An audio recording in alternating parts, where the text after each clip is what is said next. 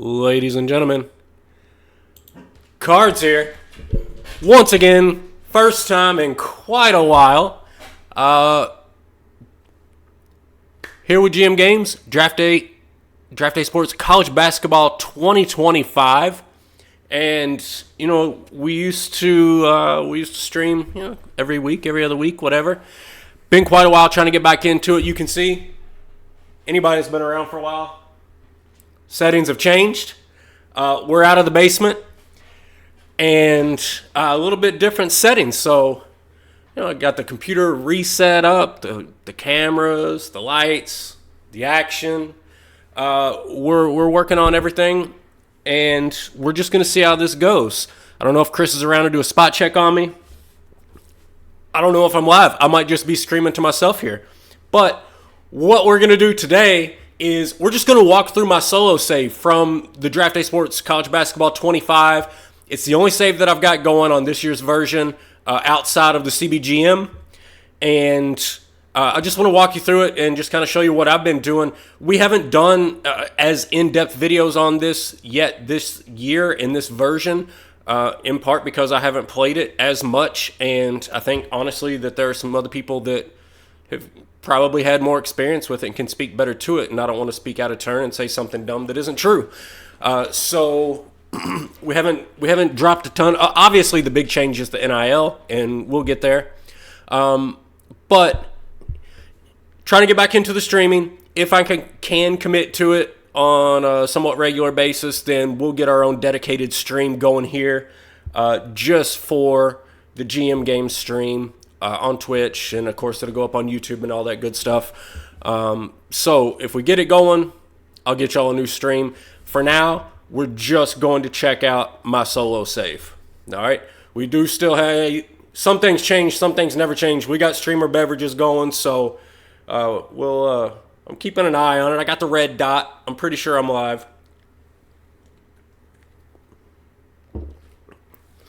All right. So for anybody that's played this game for any amount of time, you know where I'm at. You can see up here in the top left, we're at the budgeting screen. We can take a look here as the people file into the stream at a little bit of school history, how this is going. So we're in 2027, and like I said, this has been my only save. So that kind of gives you an idea of how many seasons and how much experience I have with this version.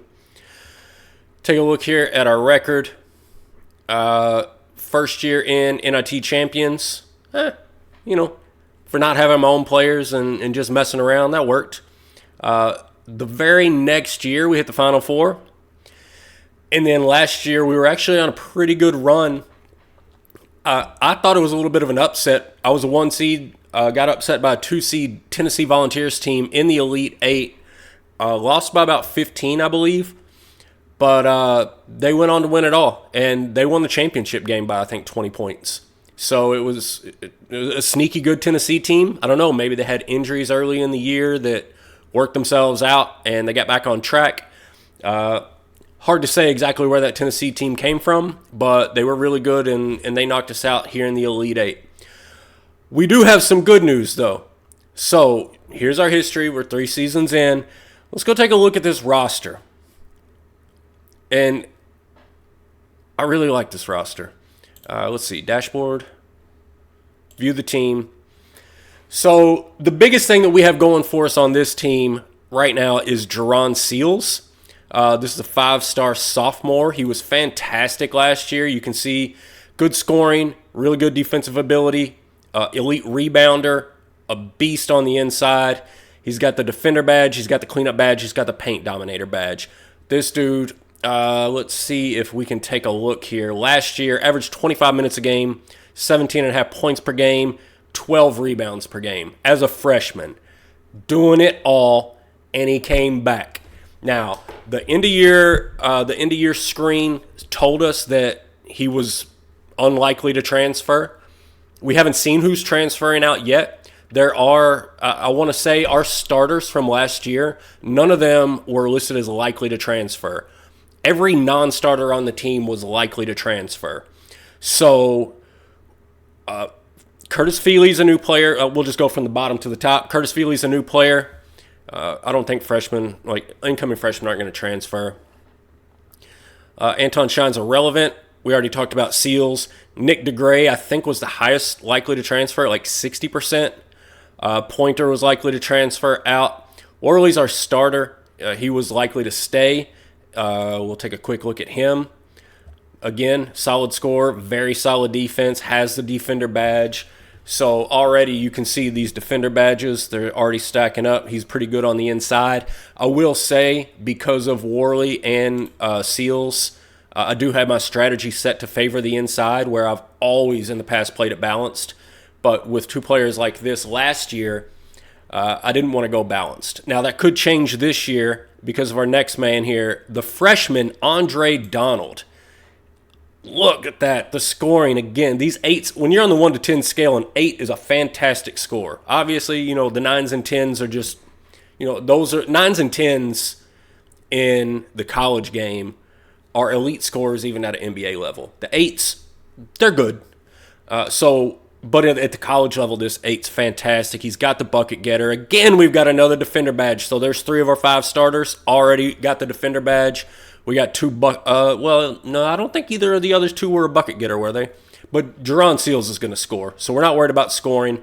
Andre Donald, I'm not sure. I would like to see at least, when you got a score like this, I would like at least one range where they're elite, whether it's inside, mid-range, outside, what have you. Seals and Worley are elite on the inside. Donald, he's good from the outside. Maybe that's enough to get us by, but we'll see. But again, this is a freshman. Nothing elite here.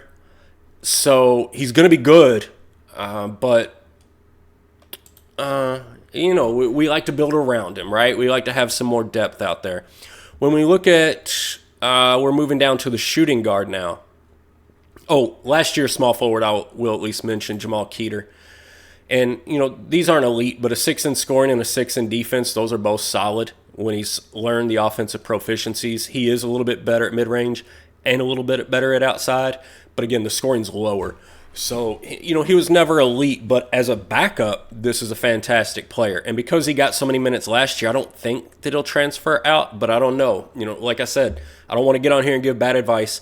I haven't played as many seasons in this version.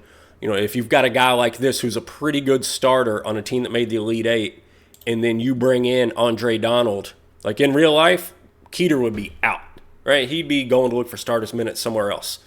With the game logic, I don't know. Again, I haven't hit the transfer portion yet. If we can keep him, that's a fantastic depth piece. Jarvis King, extremely likely to transfer out. I think he was above 50%. We're not going to worry about him. Cree Payne. Again, I don't know if this is an error in the database or not. Good score. Not great on defense. This is our defensive liability out of our starting 5 this year. But you can see he's a senior. He's been around. He knows our offenses. He knows our defenses. And he had some really good games. We can take a look here. Last season, 27 minutes a game, averaged 14 points a game. So he can get it done on the offensive side. If there's a hole on this team, it's probably him. But if that's your weak spot, you're looking pretty good. So then we'll go to last year's starter at the point, Gabe Levy, 4-star sophomore here. Good score, not the best defense. 7-4 here at passing and ball handling. That's perfectly acceptable on a decent team. No badges at all. All right. His shooting, he's garbage on the inside. Nothing elite as far as the shooting goes. Really just perfectly acceptable is really what we got in Gabe Levy. But we've got an incoming freshman named Eddie Gurley. He's only listed at 3.5 stars so far. And keep in mind, we have not hit re-rates yet. But you take a look at Gurley. Again, the scoring and defense, those are fine. The passing is still a 7. The ball handling is 1 point better at a 5. He doesn't have the mid-range or the outside. He does have this ball magician, though, which interests me. And so it's going to be a real battle for me trying to decide, do I want to...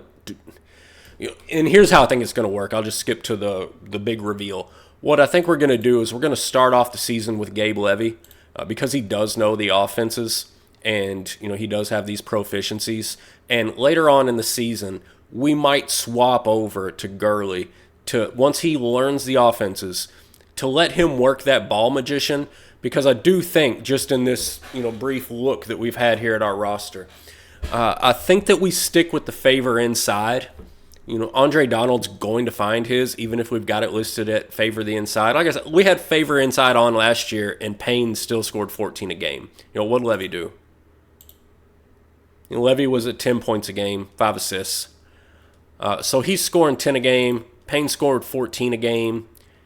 Keeter, 9 a game. And that's what favor inside turned on. So they're going to get their points. I'm not worried about Donald. He'll score. He'll be a great player. So I'm really excited about this team. I really like the favor inside attribute with Seals and Worley, assuming that neither of those transfer.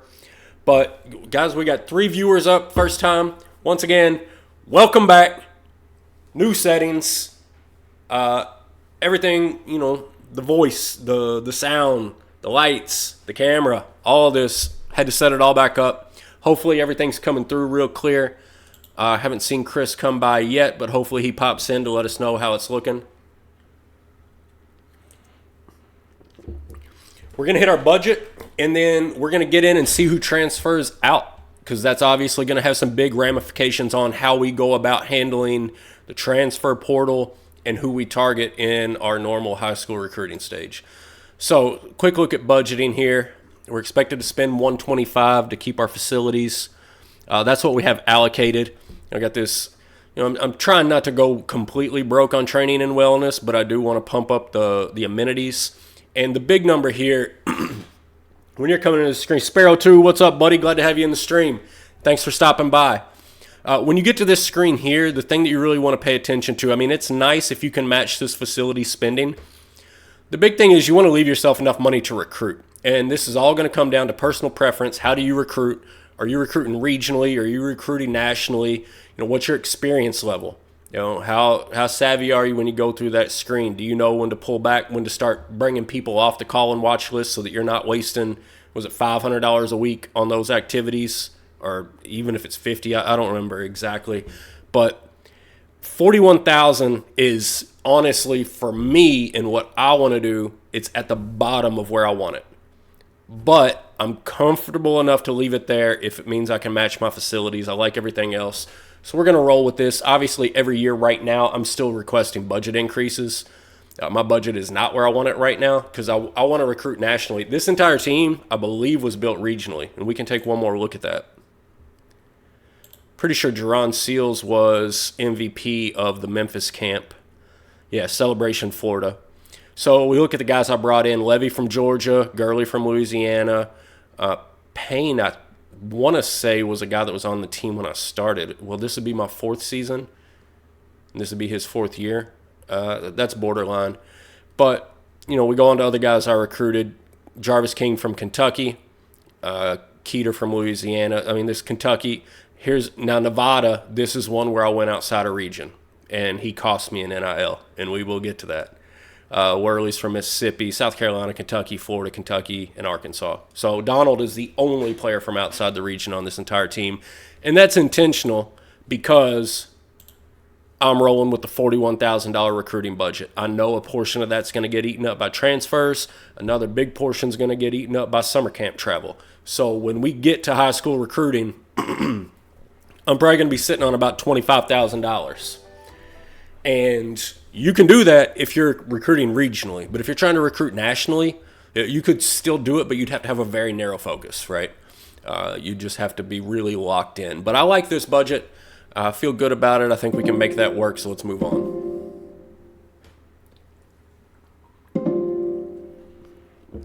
One big thing, I know I had to reset OBS before I got going here, guys. If my internal game, like if the game's output sounds, they're probably going to be really loud.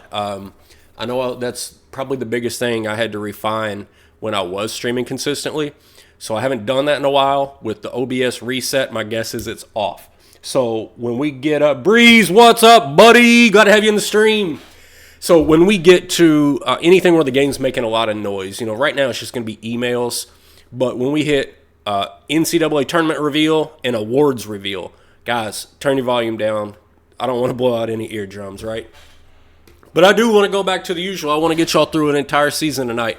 We started on that budget screen, and I want to get all the way back to it. I probably will stop the stream when I know I'm on the last button and I can just hit save, and y'all don't need to watch the little blue circle spin around here to get back to that date. But I want to get you from start to finish all the way through a season, just so we can walk through this version. And everybody can just sort of see how I'm feeling about it. Breeze, Sparrow, y'all want to pipe up in chat. Tell me how y'all are feeling about it. If I say something during the stream and y'all disagree with it or you got a different angle on it, feel free to throw that out there. So, all right, we can see. What do we have, 14? Now we got 11, right? So we lost 3, if I'm remembering the numbers correctly. And it's going to be the guys that I told you. It's going to be Jarvis King. It's going to be Pointer. But let's look officially. Players transferring out. Jamal Keeter did go. And it's only 2. So DeGray, who was the most likely to leave, and then Jamal Keeter. He's looking for more opportunity to play at his position. So this is a guy, so we can see a little bit already about the game's logic and how it's working out. Jamal Keeter, he played 23 minutes a game. Is this the minutes per game right here? Why does this screen not show us the category headings, right? This has got to be minutes per game. He was my starter. And so he's leaving, and he's not too concerned about playing time either. So this is the game logic saying, hey, you just brought in this dude, and he's going to eat up all the minutes. So right out of the gate, we're already learning, or maybe relearning some things about the game. You bring in a big-time recruit, your starters might bail. It doesn't matter how many minutes they got last year. All right, so Keeter's gone, and that sucks because, like I said, he was a really nice depth piece. We actually did keep Jarvis King and Pointer. We lost to Gray and we lost Keeter. Very interesting. So that leaves us, we've still got 3 centers. Obviously, we're huge on Jerron Seals. We're good with Curtis Feely. Power forward, that's perfectly fine. I like having 5 big guys, 5 guards, and 3 wings. Right? So we've got our 5 big guys. Paul Pointer is going to graduate. Worley's getting older, so power forward's obviously going to be a priority in the high school recruiting. We look at our guards. We want one more, realistically. Right now, honestly. I would probably like another shooting guard. Jarvis King, I don't know if he'll develop into anything or not. Scoring's not really there. Defense is decent. Seems like he could always be a backup for me. But I don't think he's on the level of what I want for a starter. And Corey Cooper, this is a marginal backup. He's really proficient. He's a senior. He's been around. For a backup, I would really like scoring and defense to be 5s, honestly.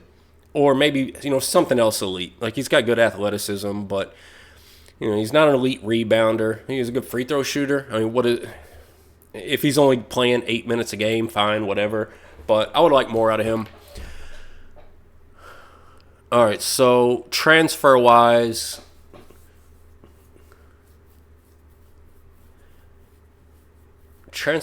I'd honestly like to get a shooting guard. Like, if we could get like a huge, very highly rated shooting guard, I'd love for Payne to be a backup and Jarvis King just hit the bench. We'd also take another small forward for some depth there. We're good at the point. We're good at power forward and center. We're really looking at our shooting guard position.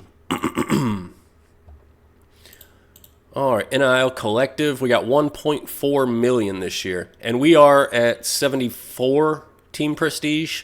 So I've been told that this number is mostly based on team prestige and conference prestige. Again, correct me if I'm wrong in chat, guys. Let's take a look at these transfers, see if we have that shooting guard that we want to go out on a limb for and actually invest some money. Because I will, if I can perfect this team right, this is a good team. What I have on my roster right now is a good team. And this game, to me, is about winning championships. I want to, A, win the conference championship, B, win the NCAA, C, go undefeated. Those are my 3 goals. So I've got a good team. I can do that right now with the right pieces. So if I can add a piece to that and increase that chance, I'm going to do it right now. I'll blow my NIL budget. We can have a down year next year. We'll be fine. We'll come back. Let's see what's out there. We're going to rate it by overall. Now, see, we don't have great scouting ratings on a lot. Now, we only have 2 guys rated at as a B. But interestingly enough, one of them is a shooting guard, which we talked about. That's what we want. And he's off of this Tennessee national championship team. Tim Cartenson, good scorer, not great defense. He is a bucket getter. First team All-SEC, 4 stars. 3 from the mid-range, only 5 outside. He doesn't know the offenses. So I like this scoring. I also really like, he looks like a good rebounder. His defense won't kill us. So on that first analysis, this is, when I look at a player, this is where my eyes always go, scoring and defensive ability. I want to see what this is doing. The scoring looks great. The defensive ability doesn't. This is looking like Cree Payne to me. Then I start looking up here. His mid-range is worse than Payne. His outside is either the same or slightly worse. He does have the bucket getter. And so at that point, I'm all like 50-50 on this guy. And then I look at the offensive proficiencies. And, you know, he doesn't know our offense. He doesn't know our defense either. So this is a guy who would probably, he would be a depth piece. So I'm not sure. Let's take a look. And he was ranked 19th nationally as a recruit. So the other thing I've been told about NIL, and I've experienced it to some degree on my own, is that the NIL is highly based on what your initial high school ranking was. So in my head right now, I'm thinking number 19 nationally. You're probably talking at least $500,000 in NIL. Do I want to spend $500,000? Do I want to spend 1/3 of my NIL budget on a backup guard? I'm not saying no.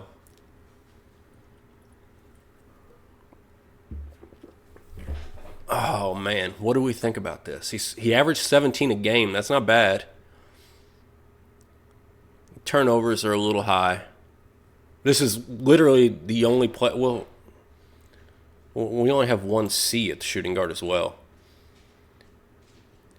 And I see this one, honestly, everything about this, the scoring's worse, the defense is better, obviously. Some of these are a little bit different. You know, we don't get the bucket getter. If these proficiencies were reversed, if the flex was on motion, really that's all I want. If that flex was on motion, you know, we don't even have any data on him. I bet I could get this guy. I can get him really cheap. All right, let's look at him versus Jarvis King. Or do we just want to throw our money in? Get the scoring. Get the bucket getter. He can't play defense, though. What a call. What a call early in the stream. Man, how do we want to play this?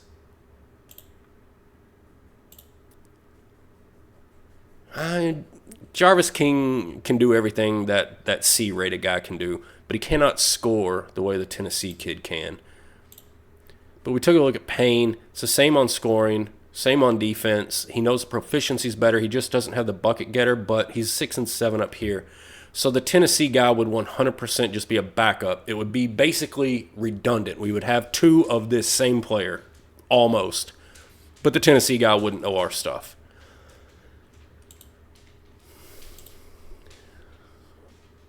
I don't think so. I don't think we spend the money there.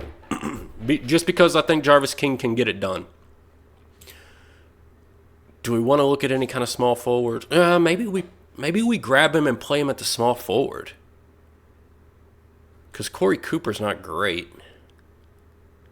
Is that worth $500,000 to replace this guy with the Tennessee kid? Not for $500,000. No, not for $500,000. For $500,000, I want like a top 10 regional camper or a top 25 indie camper. Like I would like somebody that might be playing here for a couple of years. And honestly, I mean, Christensen could. So I think, and I hate to do this to y'all because I know everybody's coming in trying to see, you know, how I'm going to handle NIL and all that.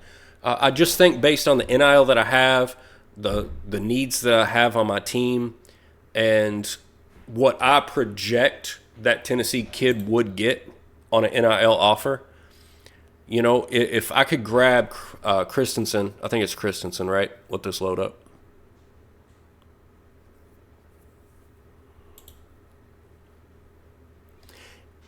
Carstensen. If I could get Tim for $200,000, I'd do it in a heartbeat and find a way to work him in. He's even a decent rebounder for a guard. You can see I'm still struggling with this. I'm looking for reasons not to. His court IQ sucks. He's only 6'1", so I really can't slot him into that 3 spot. But he did average, what do we say, 14 a game, 17 a game? He averaged 17 a game on a national championship squad, man. That's tough to pass on when you think that your team is good enough. But we're going to do it. We're going to pass.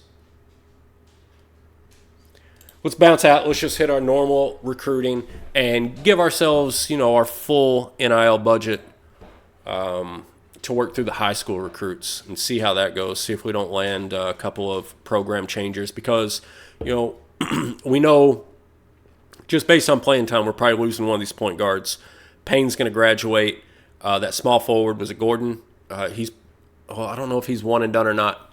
He's right on the borderline as far as his recruit rating goes. I think he was maybe 19th in the country overall. Seals, I don't know. He was low 20s. I think 29th overall maybe. Will he go after his sophomore year? He might. We do have some center depth behind him. So we're not sure where we want to go. We know we need some young. We know we need a young power forward. We need a stud shooting guard. I don't know. We'll play through it as we normally do, and we'll make these judgment calls as we get to them.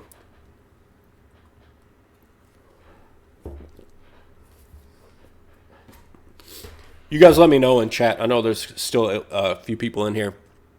If you're having trouble hearing, seeing, anything like that, if I need to make adjustments, move the camera, move the lights, move the microphone, whatever it is, just let me know if things aren't coming through. But otherwise, I'm going to assume that everybody is enjoying themselves so far. Again, on the comeback, it's been, 8 months? Feeling good to have y'all back in here. Hopefully Breeze and Sparrow are still chilling. I know we still got a few. Good to see you guys. Been missing it. Hope to do it a lot more in the near future, especially now that we got everything going.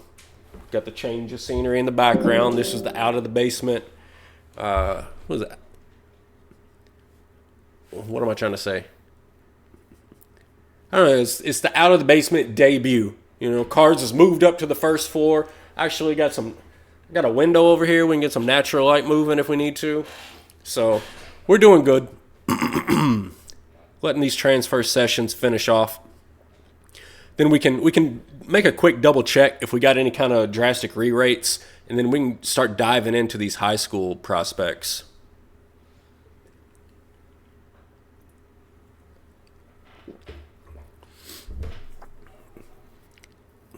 I'm really excited about this. I'm really excited about this and getting in and recruiting these high schoolers with the insights that I have on the NIL and how it works and how it changes a few things. I'm excited to get into it and see if it holds over from my prior experience or if we get some more surprises like the small forward that we already had transfer out earlier in this episode, which was a big surprise to me. I hadn't seen the game logic do that before. Coming off of being a starter, playing 25 minutes a game, and he was slated to play, I want to say 28. I haven't changed much in how I play. Y'all see how I set up my depth charts and my minutes. That small forward was scheduled to play 26, 28 a game. So the fact that he only got 24 meant that he was either in foul trouble or he was getting tired and getting subbed out based on the the fatigue level. So he was slated to get starter minutes. He had a good season, and he transferred out because he got recruited over. So that's very much in effect in this game. This should be about the longest processing screen that we have throughout this episode. So bear with us for a few more seconds. It should be over shortly. Give us an opportunity to enjoy a little bit more streamer beverage,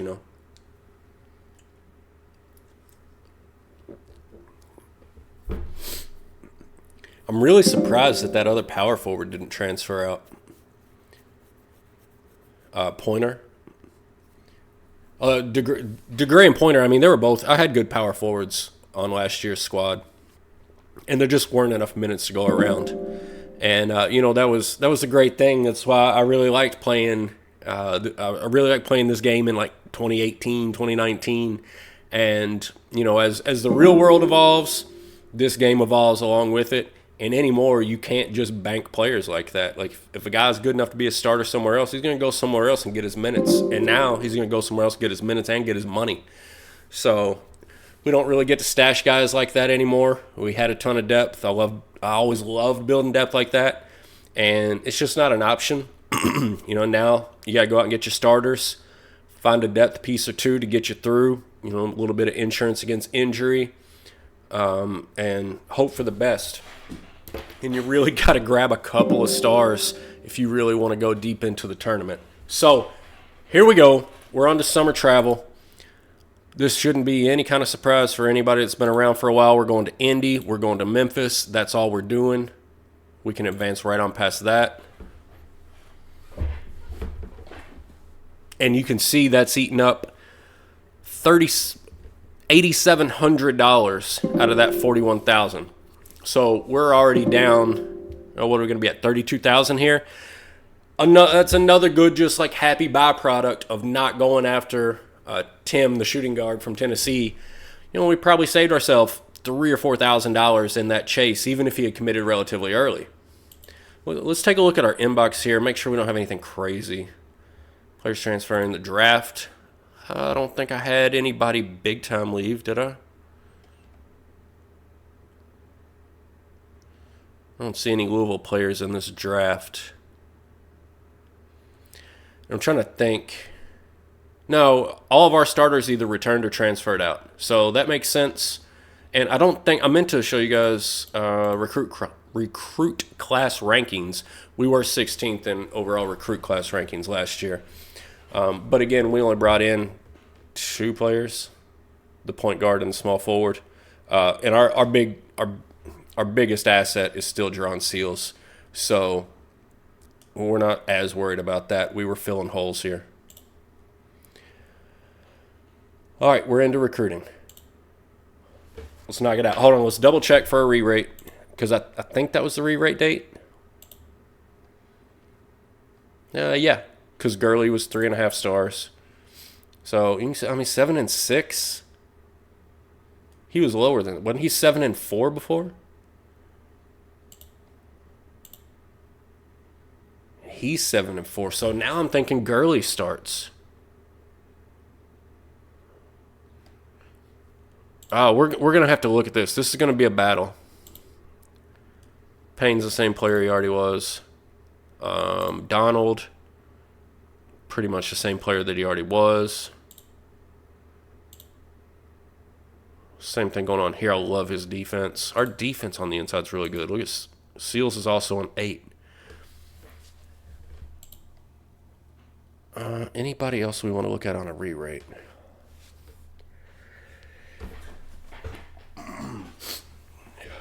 Excuse me. Jarvis King fell down a little bit, but he still looks like about the same player. So, yeah, I'm really leaning towards Gurley. Like now I want to play Gurley early in the season so that he learns those proficiencies, so that when we get to tournament time, he's ready to go. Because I just hate. Like, I do not like playing guys with bad defense, and he's got bad defense. And he's at 6. He doesn't have the badge, but he's good. And he's 8 and passing went up to 8 and 6. He was at 7 and 5, right? He went to 8 and 6 passing and ball handling. So a little bit better passing, significantly better ball handling, significantly better defense. Not as much of a score, but we're not looking for that. So yeah, I'm thinking we're gonna roll with Gurley. Let's go ahead and fix that so we don't have to come back to this conversation. The computer's actually already done it for us. They've already got Gurley in there. All right, so when we set up, I always just fill in all the starter minutes and then change it up from there so I don't mess anything up with like my line of sight or whatever.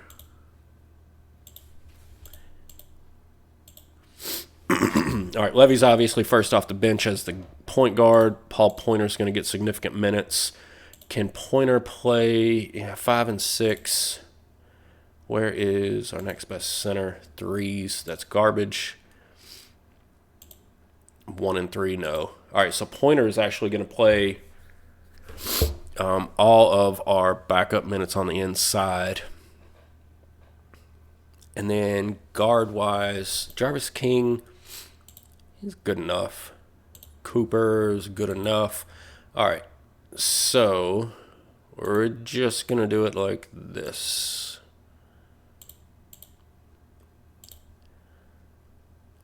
Shooting guard. I like to mix them up just a little bit if we can. Just because I don't want all the backups in all at the same time. You know what I mean? Small forward. All right, and then power forward is boom, boom. Who do we want? Worley 6'8". Pointer's also 6'8", 197. Worley's at least 209. So we want Worley to play those other center minutes.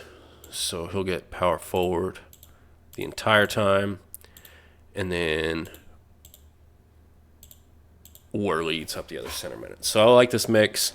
All of our starters, well, our outside guys are all 30 minutes, the inside guys at 32. And then we got 4 depth pieces. And that should do it for the depth. Strategy-wise, I'm sorry, guys.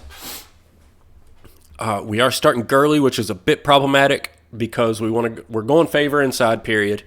I want to go heavy on the offensive set usage because we've got Payne, we got Worley, and we got Seals all are going to be pretty good. Donald and Gurley are going to be fairly low.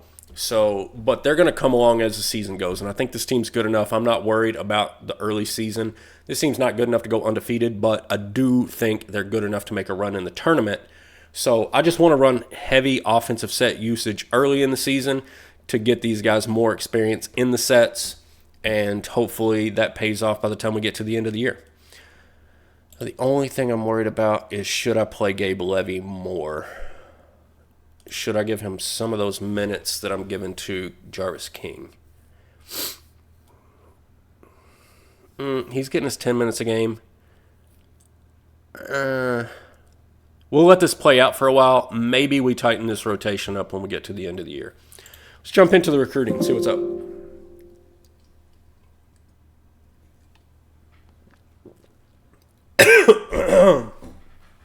Goodness.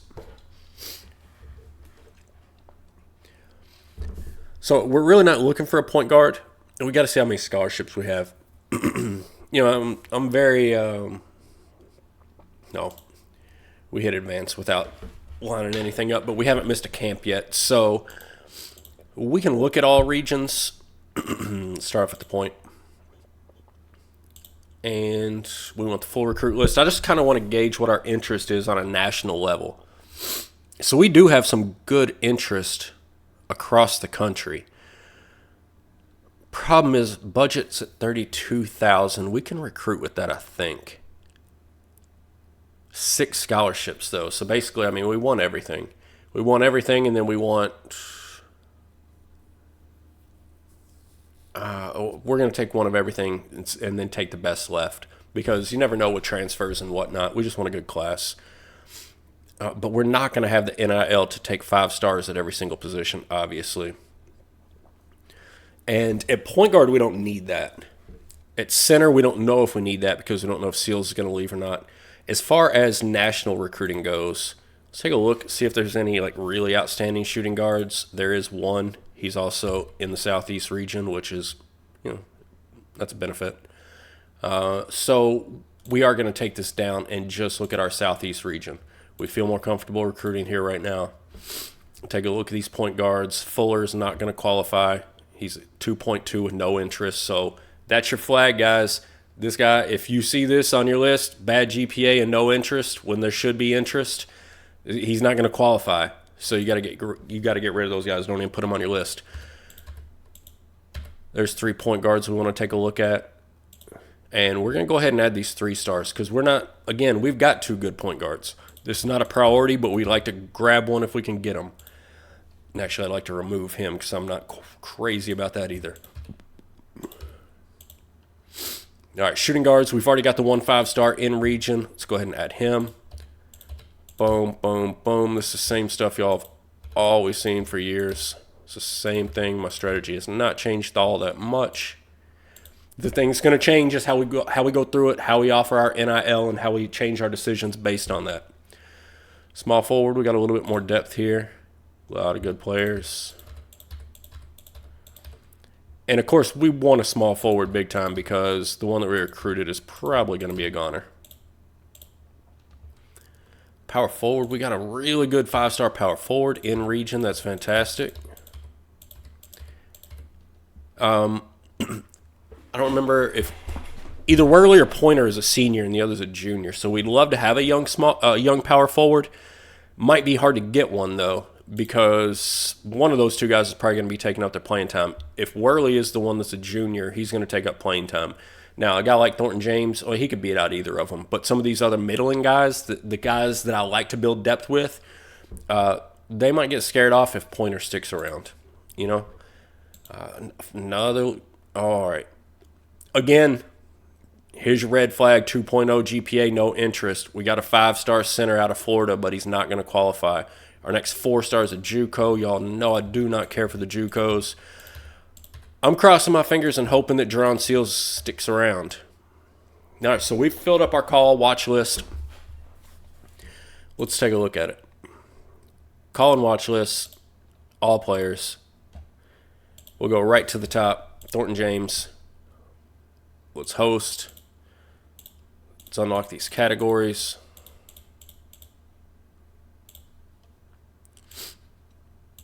John Logan will host. Y'all know how this goes. We do the same thing right up until we get camp results. Then we're going to cut the list.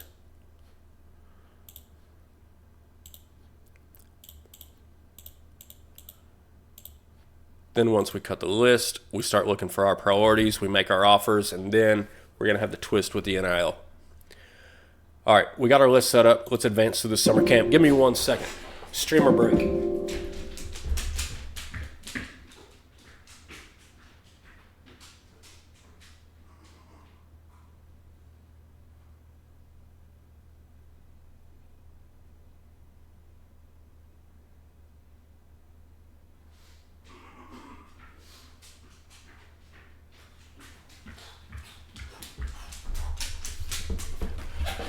All right, still working through camps, waiting to get that camper feedback. Well, we got the feedback from the first couple of camps. We want to get through these recruiting cycles, though, so we actually get the feedback from our visits. All right, so looking good. Casper, all right, these shooting guards like us. Casper's especially out of Florida. That's awesome. Our recruiting's reset, so we'll unlock more categories. Get some more visits. And I'm not putting too much thought into this until after we get through the Memphis camp. Then we're going to really streamline this and be a lot more focused. But we're still at $30,000 budget. We're not worried about it too much right now.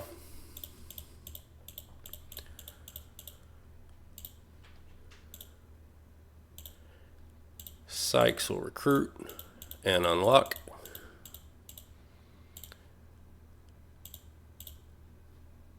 Host, unlock what we can, and we're moving.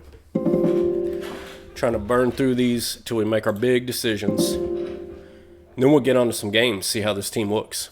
I think we're going to have a really good year. I'm feeling another at least Elite 8 run. Honestly, I think this is the Final Four team. All right, more good interest. That's awesome. Oh, we're on a dead period. Let's get past that. Now, I think we can actually, yeah, we got 2 summer camps here, so we can skip through these summer camps, and then we can refine these lists without missing a recruiting cycle, without missing a hosting visit cycle. All right, so right now, if we pass now, we miss a round of campus visits. So let's see how these guys look. Decent at Memphis. 4-star guy, it's only decent. He's decent at Indy, decent at Memphis. And with us already being pretty stacked at point guard, no thanks. No. Well, I'm glad we already have point guards because we're not getting any out of this recruiting cycle. That's awful.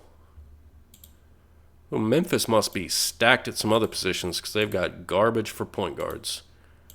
I don't know if I'll recruit a point guard. MVP at Memphis. This guy we would like to have.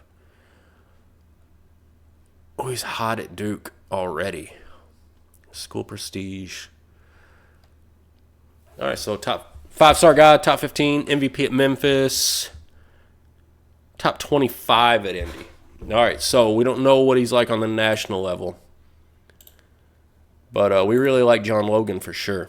Casper, decent at Memphis. Really? Top 25. Yeah, I mean, this is the benefit when you're recruiting, especially out of in-state. He's from Louisville, Kentucky. So that's only $125 to schedule that visit. So we can go on and see, that's a good type of backup prospect, right? Blake's was decent, top 25. Anybody that's top 25, we're going to work and recruit on. Anybody lower than that, we're not going to worry about. Top 10, now that's what we like. And he's got us at the top of his list. So Ray Strickland, jumping off the board at me already.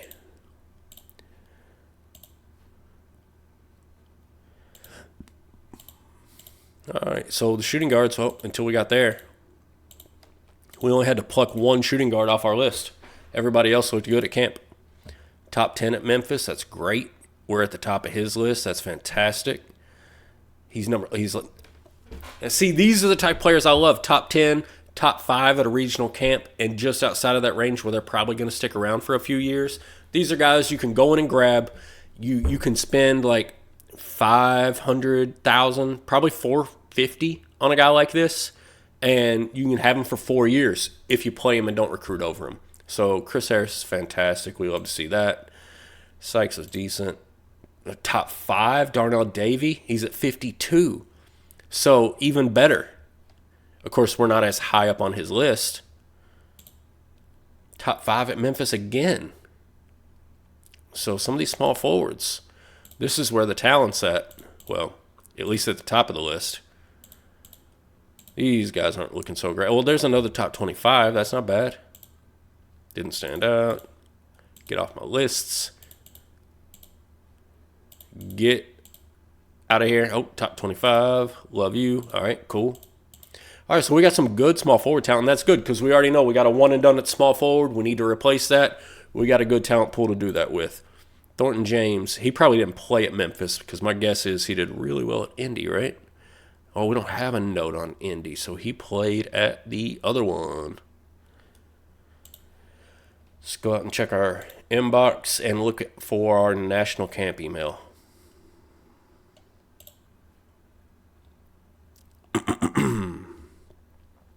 And there's Thornton James at the East Coast Jam. He was in the top 5. He was rated the 3rd player at East Coast Jam. So we know he's really good. We don't really get to compare him against the other guys, but we know he's good enough we're not going to cut him, right? We're not going to cut him off of our list.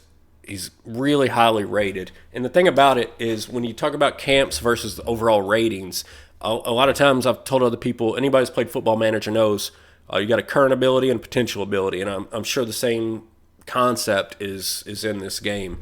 I look at the camps as current ability. So Thornton James is good there. And then potential ability is usually what's your overall rating, At least that's how I conceptualize it in my head. So Thornton James is already really good with the potential to be fantastic. Top 25, top 5 at Memphis. Didn't stand out. So you can see we got a lot of these top 5, top 10 guys. We're going to grab a handful of them. And we're going to stack this team because we are losing a lot this year. Oh, the power forward depth. It's really just James. Are James and Braun the only 2 I kept? And Stallings. Wow. All right, so we don't want to miss there. Decent. Didn't stand out.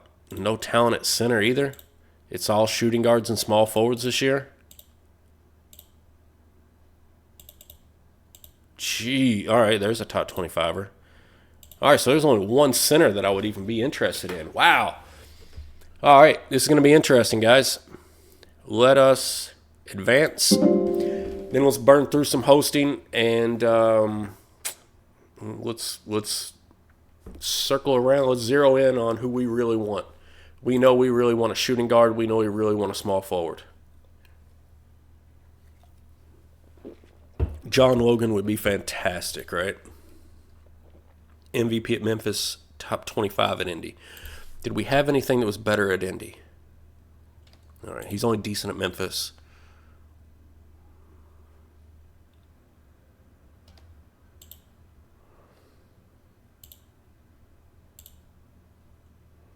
I mean, I don't think anybody this low is going to be better.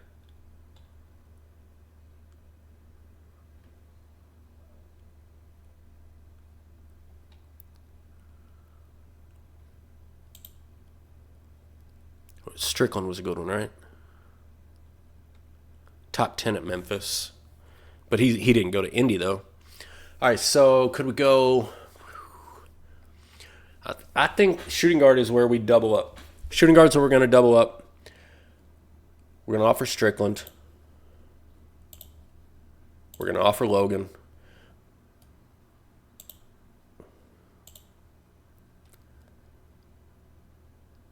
Do we want to go with the NIL? We're not going to do the NIL yet.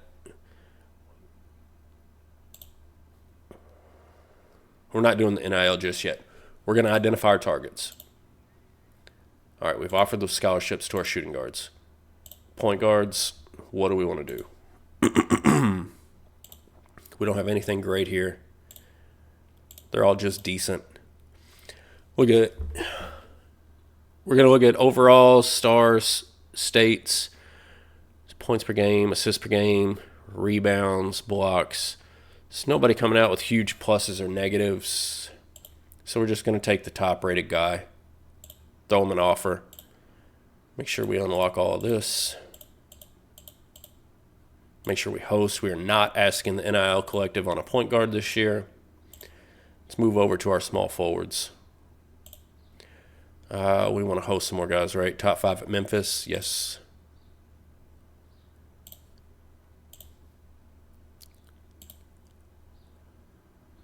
Top 25, top 25.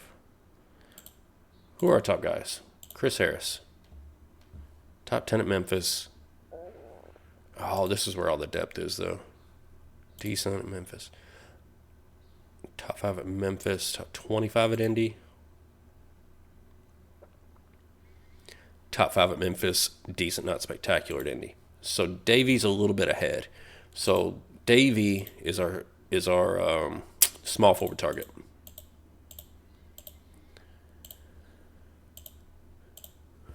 All right, we're zeroing in. Then we're going to get moving through some of these games. We already seen James. He's top 25 at Memphis. We can at least host him, unlock some stuff. Stallings, easily top 5 at Memphis and top 25 at Indy. I actually think Stallings is the better option over James. Is he, though? What are those points per game? He's hot on Kentucky. This might be our most interesting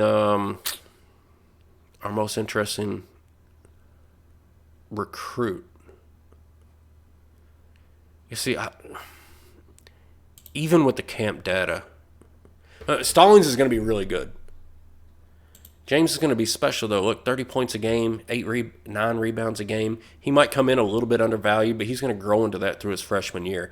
But the problem is, he's got a lot of these blue bloods right up at the top with offers. And so this is where we're going to say Stallings is going to be a better bet from an NIL standpoint. So that's going to be my deciding factor there. Take a look at the center position. We don't have a whole lot of talent down here. Tremendous work ethic. That's nice. Decent. We have one top 25, right? Clancy. So that's our man. All right, we've got our scholarships out. We're going to advance. Now we're into August, and it's time to start working through where is our NIL going to go.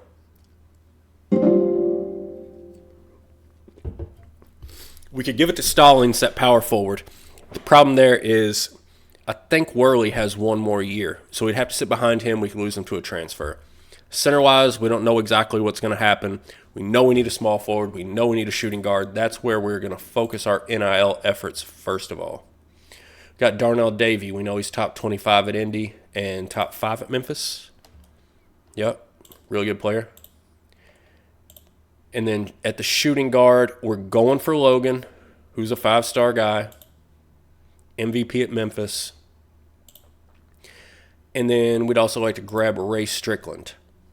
Now, in a multiplayer league, I would do this differently. In a single-player league, I can grab guys like Strickland. Like multiplayer, I would grab Strickland because like I know he's good. I want him. He's good value. In a single-player game, I think I can get him for free. So we're going to do this a little bit differently, but keep that in mind. We're going to go for John Logan, and we're gonna ask our NIL. We got 1.4, 1.5. Hey, NIL, help us out. We need this dude. He fills a massive gap on next year's team, and I think I want him slightly more than do I though? Davey might be better value actually. Davey might be better value. There's the possibility that I offer Logan, he says no, then I miss on Davey because I didn't offer him the NIL. And so I miss on both of them, and I can always pull Strickland in either scenario. But if I offer Davey first and then I still have the NIL for Logan, I think that's the better play. We're going to offer Davey first. All right, we're asking the NIL collective, hey, help us out with Davey.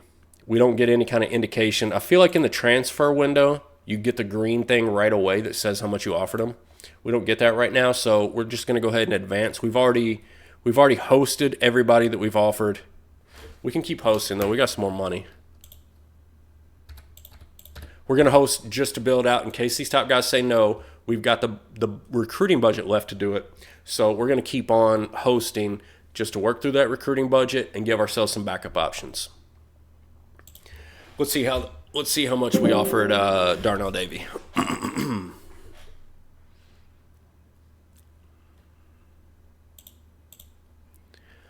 All right, so that's a $500,000 NIL offer.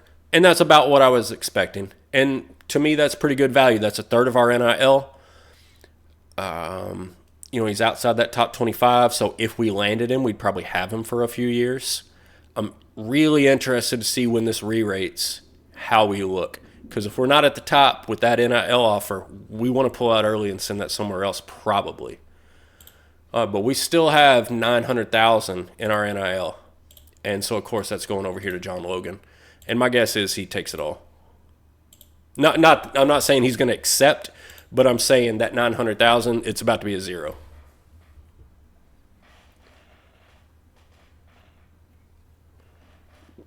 Yep. All right, so our remaining $903,000 we've offered out to John Logan, and he's still got more interest in these two schools. But they have not offered yet, so that's kind of mind-bending. If either of them had offered, I would probably immediately just revoke this scholarship and go elsewhere. But they haven't offered yet, which is odd. We're already into August 21st. We have all our offers out. We have all the information we need on our players. So, and you can see I'm not recruiting on much of a budget here. I've spent $8,000 maybe, and I do need to continue to host. I know I'm being lazy. All right, let's see what this looks like.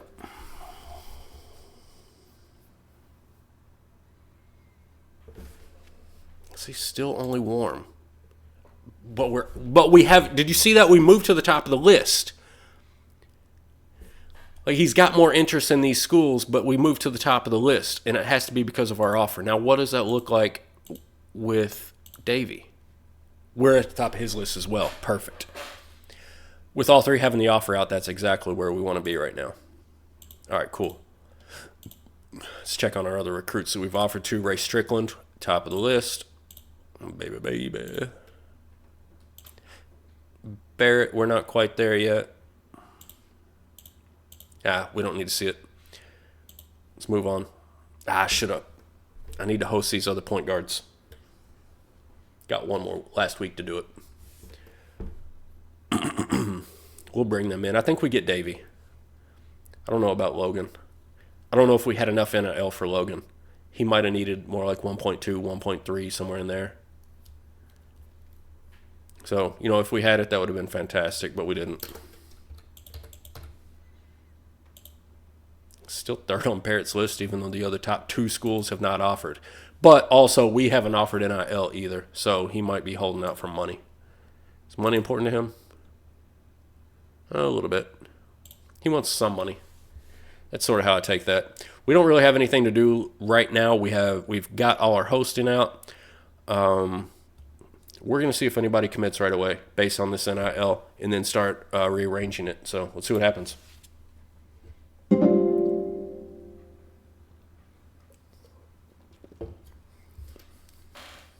Hold on. I didn't look. I don't know if y'all looked. I didn't look. I have my head off to the side. Oh, but we don't have any commitments, right?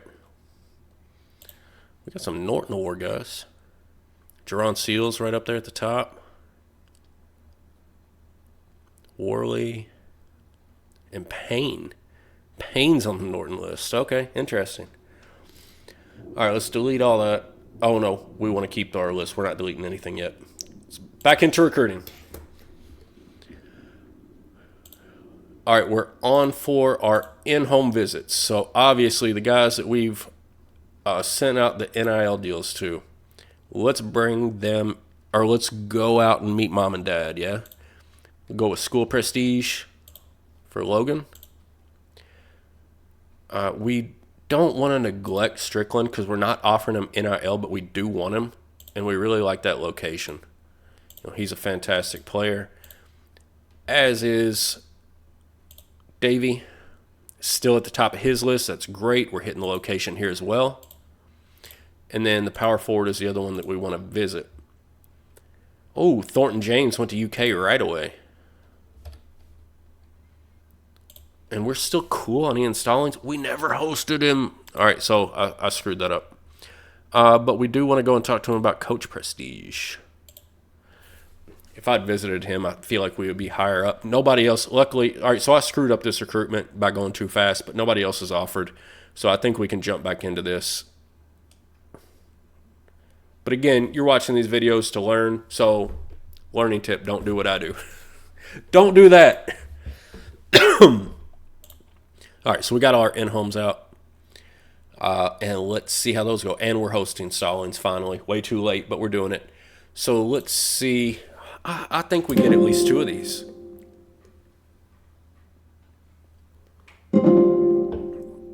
But again, we're going to click over here really fast. I don't like seeing it. I like going slow. All right, now we got decisions. We got decisions from 5 of our 6. All right, let's start off first. Darnell Davey, NIL offer out. He was our priority recruit. We're going to watch. We're going to see who it comes down to. He just wants to start off, say he's blessed and lucky, yada, yada. That's fantastic. So he is deciding between Florida State, Duke, the Louisville Cardinals, Clemson, and the U. He's not going to Clemson, not going to Florida State. He's definitely going to an ACC team, but it's not going to be the U. Where's he going? L's up, baby. Darnell Davey. He's a card. That's our top prospect. Boom. It was top, what was he? Top 5 at Memphis. Top 25 Indy. Number 59 overall. So probably a 4-year player that we're looking at there. And we landed him for $400K. Feeling good about that one. Clancy, we're just going to reveal he's not a huge issue. He went to Florida State. Stallings, see if we can get back into it, but we're just going to reveal again. He is coming to Louisville. So we did climb back in with Stallings. I screwed it up, but we got him anyway. Let's take a look at Strickland here so we know if we have depth at shooting guard, and we do. All right, so we landed 3 out of 5 and maybe 4 out of 5, but we got to see where's John Logan going. And this is where we might not have had the NIL to pull it off. But let's find out. He's not as much of an ACC lean. He's got some Big Ten schools in there. Not going to the Spartans. No Dukies. Not Kansas. The Badgers are the Cardinals. Oh, the 900K got John Logan. That's a great pickup. Fantastic. And so we really worked it out there. We didn't get our center. We still don't have a point guard. But we've got, Logan is a huge piece for next year's team, as is Davey. And this is assuming nobody comes back. Like, if Jerron Seals comes back, if any of the point guards on our roster come back, like, we're already, rocking and rolling again for next year. But even if everybody leaves, Davey and Logan, along with Stallings, are fantastic, and the Strickland's a depth piece. So that's the start to a really another nice team. I'm elated by what already happened. Our priority recruits already landed. We'll still recruit, but I don't need the camp information anymore. We'd like to grab another center if we can. There's only 2 left. We haven't hosted either of them because I've been being lazy. Check out the point guard, Reggie Barrett. He's holding out for money. I can almost guarantee that's what's happening here. But we're going to go visit him again and talk about location. And then if we don't move anywhere on his radar, maybe we look at one of these other guys. But we've already hosted all of them. We're now hosting all the centers. We do need to get an offer out on one of the centers. He's got a lot of good work ethic notes. That's great. Yeah, let's offer. And let's go visit him and talk about location. And unlock the rest of his priorities. Boom. Love it. Let's go. Scheduling. Not worried about it. We'll play who we play.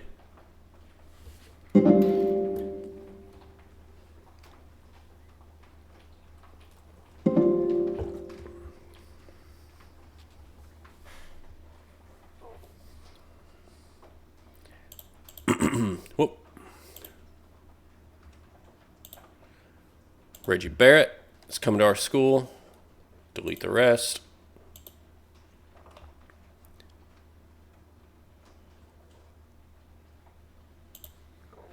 We're right at the top of Alex Wheat's list. He doesn't have all those good notes, though.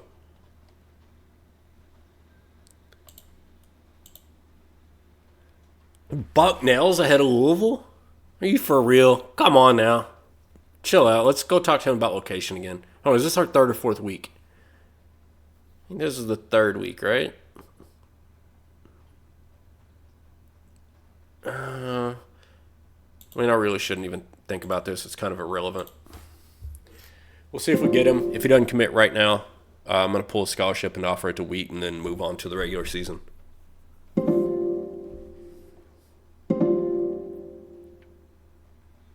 All right, so somebody made a call. This is the only guy it could be, right? It's going to save for us real quick. Let's see if we grabbed our center and we can move on.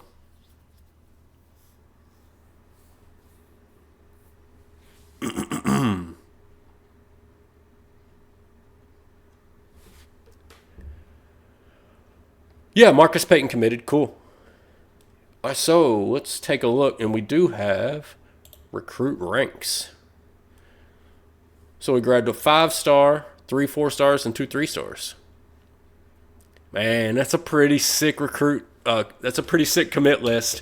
And Davey, Stallings, and Logan are huge. Barrett's all right. Strickland's good. Payton is filler. But that's going to be a decent class. That's going to be probably a top 5 class. Guaranteed a top 10 class. Feeling good about that. Let's go on to this season, though. Hold on, let's clean out the inbox. And let's start banging out these games, baby. Let's see what Jerron Seals and Gabe Levy and the rest of the boys have in store for us this season. Like I said, I'm feeling pretty good. I'm thinking this is at least a Final Four run. We're getting our practice sessions in.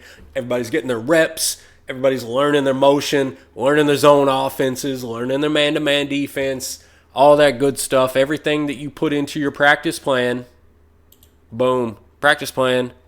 everything you put in right here, this is what's working on these weeks. It works on it here in the off season, and then once you get into the season, you got healthy players that are playing, continues to work on this stuff. So that's what we're working on. Working on it every week. And I'll pop in. You remember, like, all the incoming freshmen were all 10s and all those different attributes when we started. Before we hit the games, I'll pop over and show you what they look like before the season starts.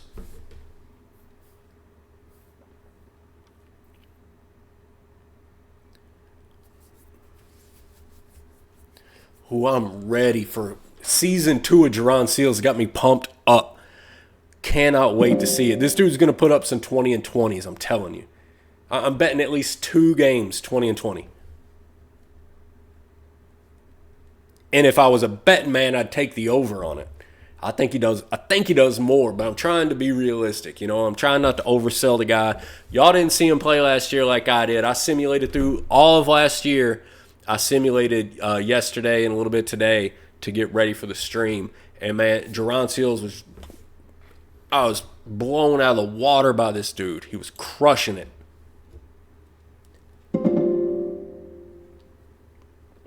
Y'all saw the averages. Y'all saw the yearly average. Y'all didn't see the game by game and how that actually broke down. That dude was sick. Absolute beast in the paint. Getting the rebounds, getting the putbacks. Now we're into the season. So, like I mentioned, we'll take a look here. You take a look at the strategy. These guys were all 10s. Now we take a look. Gurley's already up to almost 30. Donald's only at 24. But still, it's better than 10, right? So that's the experience that they got just from those practice sessions. As we work through this year and just looking at kind of the rates that they're growing at, Donald should probably get to, assuming no injuries. If they get injured, it stops this progress. But no injuries, I'd say Donald could be close to 40 by the end of the year, and Gurley could be pushing 50. And I'm only really looking at the starters. Worley's already there. Payne's already there. Seals at 67. He'll be 67. What will he be? 80 to 85 would be my guess toward the end of the year, so he'll be really good. I think we'll leave this at 75 all year long. Sometimes I bump it up. Like if I've got some really young guys, I might start off the season at 60, 65, and then slowly bump it up. But, with this year's squad, I like where it's at already. We've already got our depth chart set. We're ready to roll. We don't have anything to change, I don't believe. I am going to double check it, though. Sometimes, I didn't redshirt anybody or cut anybody, but sometimes that can mess with your depth chart, so I just want to make sure nothing automated changed this. Nope, we're good. All right, ladies and gentlemen, the Louisville Cardinals are starting off their 2027-2028 regular season basketball play against UC Irvine. Normally, I like to throw in the mascot. I don't know UC Irvine's mascot. Let's play through these other games and see how we look coming out of the gate. Starting off at home in the friendly confines of the KFC Yum Center against the UC Irvine Anteaters. That's the reason I didn't know their name. They're the Anteaters. Who knew that one? Probably some trivia dorks. 85-51. Jerron Seals started off with 18 and 16. Donald throws in his 15 points, and we're out of the gate. 18 and 16. He's going to hit 20 and 20 more than once. Already called it. It's going to happen. Jerron Seals is a beast. He does it night in, night out. Now, if this dude gets hurt, it's going to kill my stream. I might just log off. Seriously, if Jerron Seals gets hurt, I'm quitting the stream. That's who I'm here for. I set this whole thing up. I set up the lights, the camera, the microphone. I set up the OBS stream. I reached out to Chris. I set all this up because I wanted to watch another season of Jerron Seals, and I wanted to bring it to y'all, all the subscribers, to the GM Games Twitch, to the GM Games YouTube, all the Draft Day Sports College Basketball fans out there, all the people that haven't seen how the NIL works in that game yet. All these people, y'all need to see Jerron Seals. This is why we play this game. To see guys like this, to see stories like this, players like this. And they don't always come back for another year. Anymore, especially in real life, these guys, they go from one school to the next. Jerron Seals, 2 years at the same school. And a player that caliber, it doesn't happen that often. They usually jump to the pros or they go take a bag somewhere else, right? But we got year 2. Now we're playing against Oklahoma State. What's this tournament? This is a tournament game. So this is a neutral court. This is early in the year, neutral court with a freshman point guard and a freshman small forward who's going to be a superstar by the end of the year. This could be problematic, but I expect a win. Oh, yeah. Andre Donald says, freshman what? Freshman what? Give me my 21. Oklahoma State, get out of here. We don't care if it's a neutral court. We don't care if it's a preseason tournament. Freshman what? Give me my 21. Dropping them. Let's go. 2-0. 2-0 and we're off to a hot start. Now we got to play Akron in this same tournament.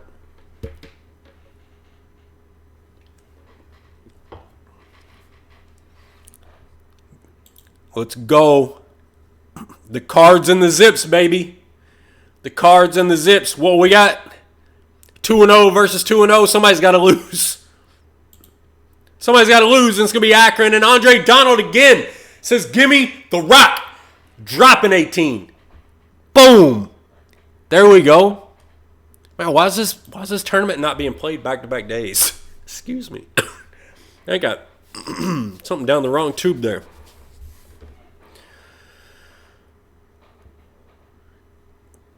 Andre Donald getting it done already in that freshman season. Looking good. Woo, we just got a whole slew of emails. That must have been commitments. Not commitments, sorry. Sign-in scholarships. 2, 3, 4, 5 LOIs. Yeah. All right, let's keep rocking and rolling. Surely this has got to be the final game of this tournament. The Murray State Racers and the Louisville Cardinals. All right, so we got a rare top 15 matchup. 2 teams, both from the state of Kentucky, and neither one of them are the loser Wildcats from Lexington. So Murray State Racers and the Louisville Cardinals. And again, somebody's got to lose. And it might as well not be us. Eric Worley says, my turn. I see you, Andre Donald, but I've been here a few years. Throw the ball inside. Let me show you how it's done from the post. Sorry, I felt, was that a little, what was that? Is that a Ricky Henderson pick? What is that? I don't know where that came from. Popped out of nowhere. Out of the layer, GM game. There's Chris. Yep, you do need to broadcast out of the layer into the light. We're upstairs now. We're bringing back the Ricky pick. We're bringing you Jerron Seals. We got some Andre Donald on the side. And then every now and then, Eric Worley says, hey, I'm still here. I'm still big and bad. And in the post, feed me the rock. All right, so Louisville wins a preseason tournament. We're rocking 4-0. Number 2 in the country. And we're still pushing. We're still growing. We still got 2 freshmen in the starting lineup. And now Portland comes to town. And they're coming into the KFC Yum Center. This is no preseason tournament. This is number 2 team in the country, 24 in the net versus 210 in the net. This is a bad day for Portland. Jerron Seals with 20 and 12. Worley with 16 and 9. 1 rebound short of the double-double. And, of course, Donald leads all scorers again. The freshman playing out of his mind early in the year. Doesn't know the offense. He's being forced into this offense. We're at 75%. If we didn't have Jerron Seals, if we didn't have Worley, I'd back that down to 70, maybe 65% to let Donald work outside the flow of the offense because he doesn't know it yet. But we've got those inside guys, and we're still favoring the inside, right? We got that set in our strategy. We're favoring the inside. Donald still says, give me the ball. And he's putting it in the basket. We're doing good stuff early in this year. There's nothing I've seen yet that changes my prediction of a Final Four run, ladies and gentlemen. We're doing it. The Louisiana Monroe Warhawks. You can call yourself a Warhawk all you want. You're about to get down by a Cardinal. Oh, they look 26 in the. How are they 26 in the net, but they're 1 and 2? Wow. Oh, only 15 though. Only 15 points. So maybe they're decent. Maybe they're playing a really tough schedule. Interesting. Somebody clip this, mark this. Check if Louisiana Monroe makes the NCAA tournament at the end of this year. I know I won't remember it when it gets to that time, but, we're up on Twitch, we're up on YouTube. Somebody can check it out later.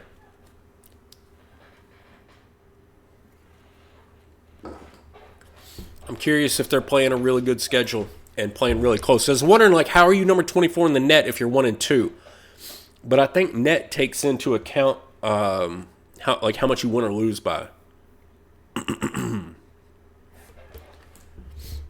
All right, now we hit the road. We're sitting at number 3 in the net, 6-0, number 2 in the country, 6 in the net. Taking on the Davidson Wildcats, home of Mr. Curry. As long as they don't have anyone related to Curry on the team, I feel like we're good. 75-64, that's close. That's what happens when you take some freshmen on the road, guys. I'd love to look at some box scores here, but we're already an hour 20 into the stream, and I don't want to keep y'all here all night. But that's what happens when you take freshmen on the road. It gets a little bit harrowing. But, hey, survive and advance, right? 7-0. Keep on rocking. We're into December, undefeated. Here in our 4th year. Climbing back up the prestige. Remember, we're still building Louisville up. We're not as bad as we were in 23 and 24. We're a little bit higher prestige-wise. But we're still not up in the 70s and 80s like we were in the past at the start of this game. I've got them built back up to a 74 here in year 4. And we're looking to jump right up into the 80s with a big-time season. But if you want a big-time season, first you got to take care of Weber State at home. And we did. Jerron Seals. You know what? As beastly as he was last year, so far this year, I think the ball's getting spread around a little bit more. I think we've added a little bit more talent into the team to where, if you put this dude on a team with nobody else, he's going to put up crazy stats. But once you start adding talent to the team, it does sort of diminish the stats of the stars. So that's an interesting thing to keep an eye on. I still call out 20 and 20 games. I still think he can do it. He's capable of it. But I don't know if I'd still take the over. We're already 8 games in and he doesn't have one yet. So not calling it a loss. It could be with a lot of those lower ranked teams. He's just not getting the minutes. But again, I'm not slowing down to check box scores right this instant. But I am slowing down to get a streamer beverage. 30-second break. I'll be right back.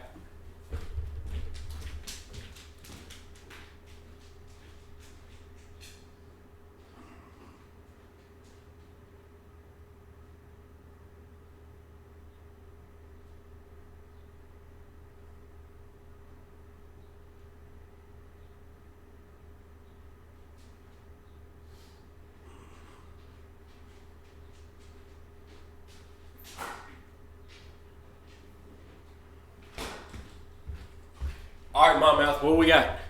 The Cardinals and the Hawks. Again, these birds want to mess around. It's a bad idea to come into the KFC Yum Center and mess around with the Cardinals. You can call yourself the Hawks, the War Devils, whatever else. Monmouth and Louisville. Walk away. Walk away, Monmouth. Walk away. You don't belong in here. You got no business here. There's not a whole lot of teams that have a lot of business in the KFC Yum Center outside of your Louisville Cardinals.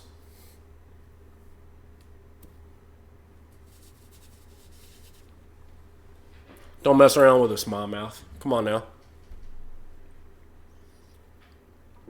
Just go yell at your AD for even putting us on the schedule. It's a bad idea. Hope y'all got paid a lot. Come on, Monmouth. Now I headed to Utah State. Now again, playing the Aggies, but we're on the road with some freshmen, so again, it's problematic. I want to get hyped, I want to get excited, but I promise you we will drop a few games this season that we shouldn't. Doesn't mean we won't make a Final Four. Doesn't mean we don't have a shot at a national championship. Hanging a banner. Getting a ring. We can still do all that. but we're going to drop a few on the road. And that's just what happens early season when you're playing freshmen. And there it is. Right when I say it, I swear to God I don't record these. Like it's not a magic trick or something. I don't record this and then give the commentary. This is live. That's a game we shouldn't lose. But for all the reasons I said before I hit the button, it happens. It's frustrating. And again, we could dissect box scores. We could do all that. We could change the strategy, change the depth charts. I said it the way I liked. We're not hurt. There's no reason to go in and mess with it. I set it to the way that I liked to develop our team for the end of the year. All right, so what needs to happen now?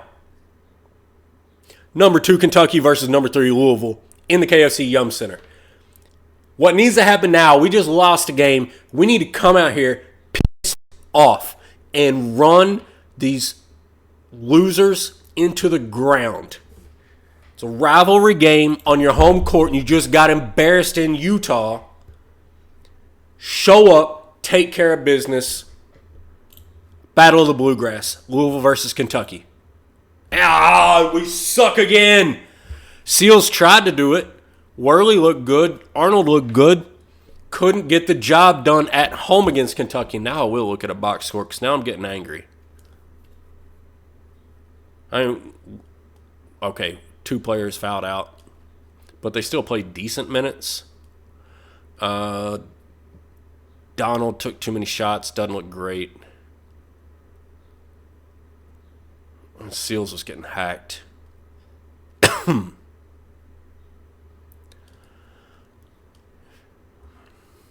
Nothing stands out too much, just frustrating. We're working through some freshman growing pains. Anytime you got those young point guards, it can be tough. So we take 2 out of conference losses. We can still run roughshod over the ACC, and that's what we expect to be doing here shortly. I would not expect that to happen at home. If that had been at Rupp, I'd get it. That's frustrating at home, though.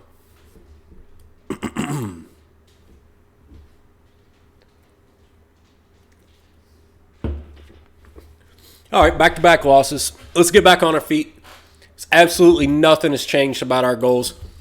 When I got done recruiting and I told you the goals for the season, it was national championship. Well, first of all, conference championship, national championship, undefeated season. Undefeated season's off the board. We still got 2 out of our 3 goals, and we never expected undefeated season here. And to be quite honest, the way that the game has changed, I don't expect undefeated season. I don't know if that's still something you can do in this game. Like, maybe if you, reverse crack it, find some cheat code or something, you can do it. But, if you're just playing it and, trying to immerse yourself in it, I don't know if you can do undefeated season. The way that people transfer out, you really can't build the depth. Maybe somebody hits it. Maybe you don't. I don't know how realistic that goal is, so I'm not worried about that. Conference championship, national championship, still very much on the stage. And now coming off of back-to-back losses, now we go on the road to play the Florida Gators. So this could be a 3-game slide. This is a top-ranked team. This is number 11 team in the country, the 8-2 Florida Gators. Coming to you out of Gainesville. So let's see. Do we get back on track, or are we having a problem? Woo! High-scoring game, but we come out of there with a win. So, again, that shows you we are quality. We're going to have bad games. We're going to have down games. We're going to lose games. But we are quality. All right, so we took care of the Gators in a very high-scoring affair. It's shocking, 98-94. And we got 3 guys on our team 3 starters on our team whose defensive rating is 8 and has the defender badge. Well, that's crazy. Are the guards lighting us up that hard? Or I don't know exactly what's going on. Again, not streaming. I'd slow it down a little bit, dig in. But for right now, it's a bit of a mystery as we're an hour and a half into the stream and we are just going full steam ahead trying to get through these regular season games so we can see what happens in this tournament and then get a little feel for what happens in the postseason. So we're almost through 2027, ladies and gentlemen. And now Chris's Miami Hurricanes are coming into the KFC Yum Center. So, Chris, I don't know if you're one of the people still in the chat or not, but if you want a little preview of what your Hurricanes are going to do when they face Louisville this year, there you go. Oh, nobody even really stood out. That just must have been an all-around game. Everybody decided they wanted to kick, they wanted to kick the Hurricanes out of Louisville. Put it mildly. So what was that? 91-58? 91-58, right? Yeah. Go ahead. Go ahead with the Canes. Go ahead with the U. You suck. Cards in the orange. Cards hitting the road here. Headed up to Syracuse. Probably a little chilly. December 28th, 2027. Probably a little chilly in Syracuse, New York. But they're looking like a solid team. 10-1, 1-0 in the ACC. Good net rating. This is going to be a tough game. Might be another L. No, not at all. Oh, Seals went for the 2020. 23-17. Yeah, he's all around it, man. But I'm telling you, like with Worley out there, with Donald out there, these other bigs are eating up some of those rebounds. So Seals, he was just 20-20 a handful of times last year. And now he's really struggling to replicate that. Not because of anything he did, just because the talent around him is so much better. He doesn't have to do it all. Which is a good thing overall. Not good for the stats, but good thing for the team because we're making a Final Four run. And we might be hanging a banner. And y'all might be, we're an hour and a half into the stream. Y'all might be about 15 to 20 minutes away from a banner here. Let's keep on watching. And again, no cheat codes. I didn't record it ahead of time. I'm not doing commentary on some kind of replay. Like, this is all live. But I have played the game a handful of times, so sometimes I have good guesses. Pitt coming into Louisville. Again, I have good guesses. We're going to run them out of the gym.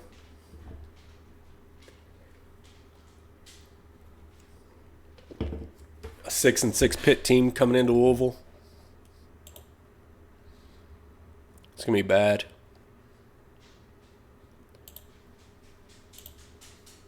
All right, not as bad as I thought. Seals tried again, 22-16. He can't get over the hump. He's so close. He's so close. Back-to-back games, you see how close he's getting to 20-20. Yeah. He might not get two 20-20s like I predicted, but y'all can see how important that guy is to this team. And how many times is he the leading scorer? How many times out of the players of the game is he the top guy? He's a really good pickup. And we got another one coming in like him next year with Logan, who was MVP, right? Logan was MVP of Memphis. And then we got good recruits. We got good players on the team already. And we're running for the Final Four. And here comes Southern Methodist, 3-10, 0-3 in the ACC. This is garbage, but these are trap games. These are trap games. You should beat the crap out of Southern Methodist. You got to focus, though. Freshmen don't focus.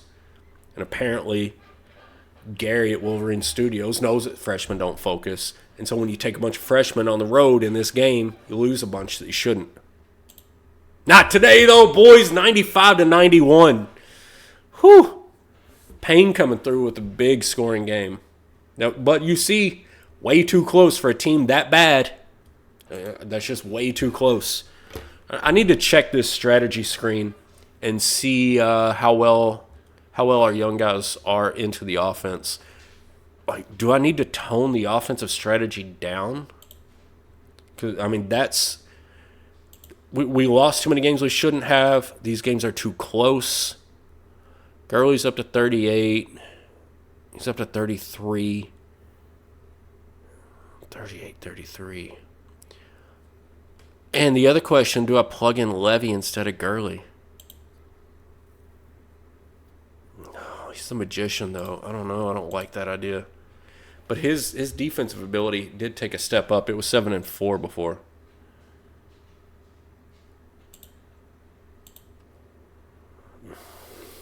Gurley's still the better player. And he's unlikely to leave. He's unlikely to go to the draft, so I don't want to piss him off with playing time issues. If I thought he was one and done, or if he was like a senior, I would consider, just because of that offensive, this right here, this motion. You know, he's a 75, he's a 38. I would consider a shift right now.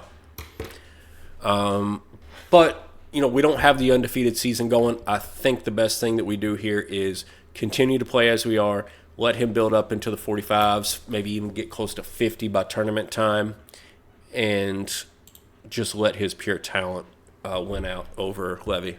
So that's what we're doing. Good idea, bad idea, I don't know, but that's what my gut says. So we're rolling with it. January 7th, 2028, 14-2, 4-0 in the conference, still no conference losses.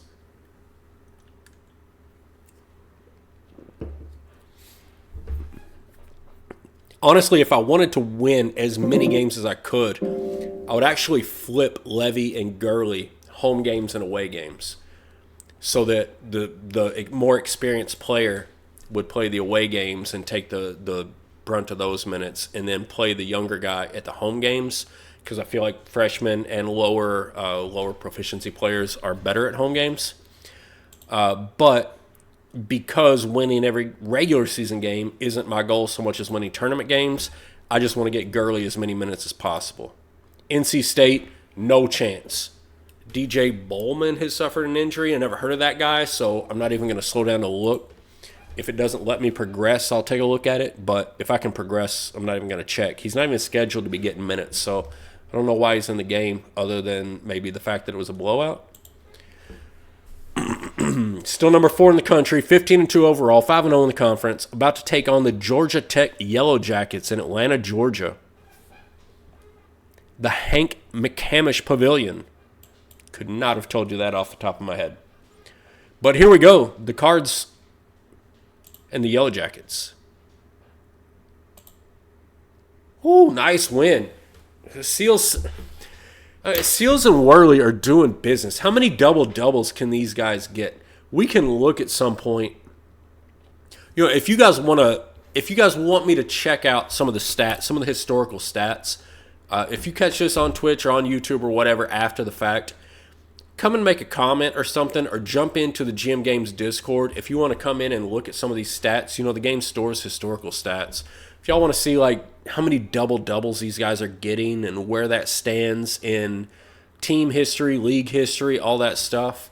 I'm trying not to drag this stream out forever. We're going to be real close to 2 hours by the time this wraps up. So I don't want to waste everybody's time. But if y'all want to see that stuff, hit me up and I can upload it offline.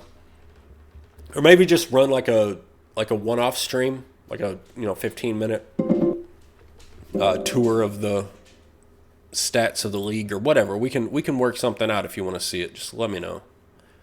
Otherwise, we're going to keep on pushing toward that natty.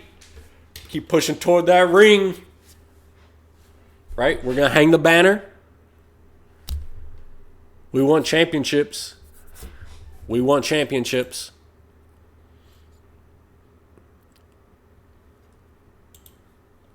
Boston College. No thank you. Dismissed. 82-60. You need not apply. 7-0 in the ACC. Whew. We're cooking, baby. And that little 2-game skid we had earlier in the season is way in the rearview mirror at this point. Here we go. Who's next? Clemson. Clemson at 10-7. Little John Coliseum. All right. Yeah. Woo! 16. Look at Seals. He only got 9 points, but he got 18 rebounds. This dude's incredible.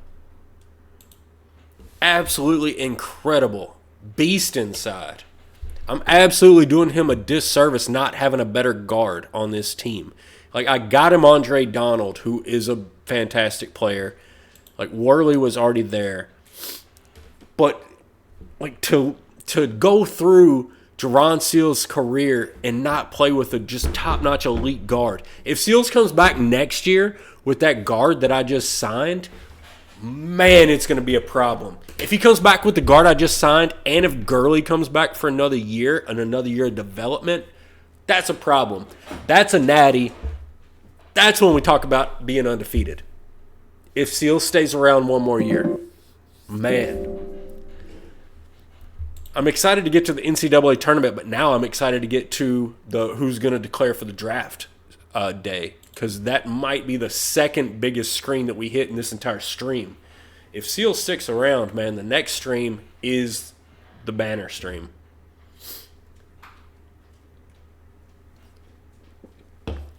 Cards headed down to Virginia, little John Paul Jones Arena.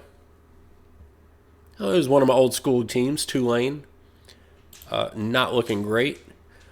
The Cards looking just fine. And Jerron Seals, 24-19. He can't get over the 20-20 hump. He's been so close so many times. You'll see why I predicted it. He's right there over and over and over, and he just can't quite get there. But, man, he is crushing it on the inside. We will look at his season stats before we're done. He's got to be averaging, 18 and 13, something like that?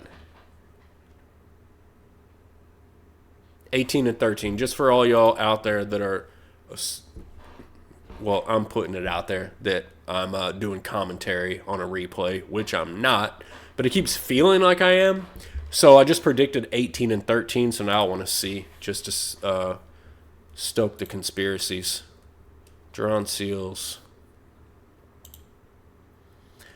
2027, 16 and a half and 12.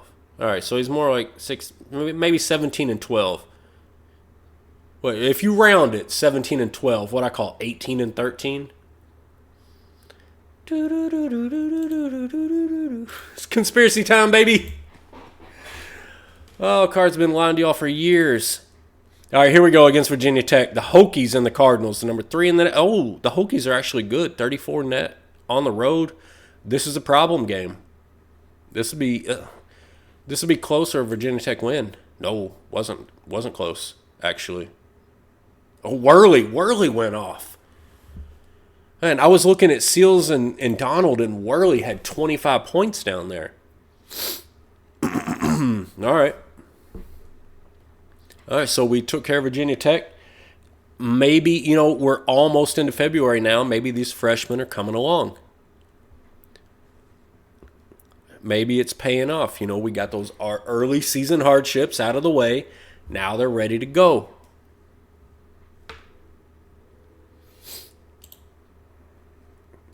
(20-2) overall, number 2 team in the country, 10-0 in the conference. And look at, we're 10-0, Duke also 10-0, number 1 in the country. So Duke and Louisville, and then North Carolina at number 9, and then nothing else. Although Notre Dame, there's other teams close to UNC in the ACC standings at least. But it looks like Louisville and Duke. It looks like Louisville and Duke this year. So let's find out. Let's see if we can keep it that way.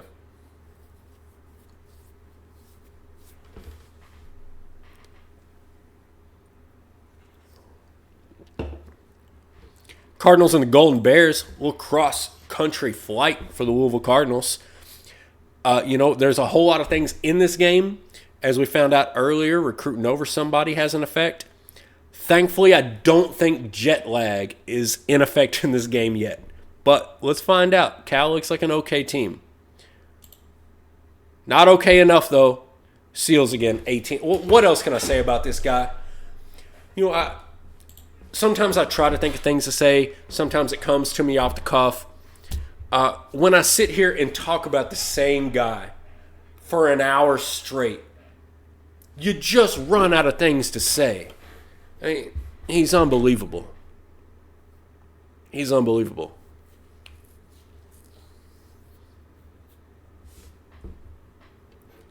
Oh, here's a good game. And luckily it's another home game for us.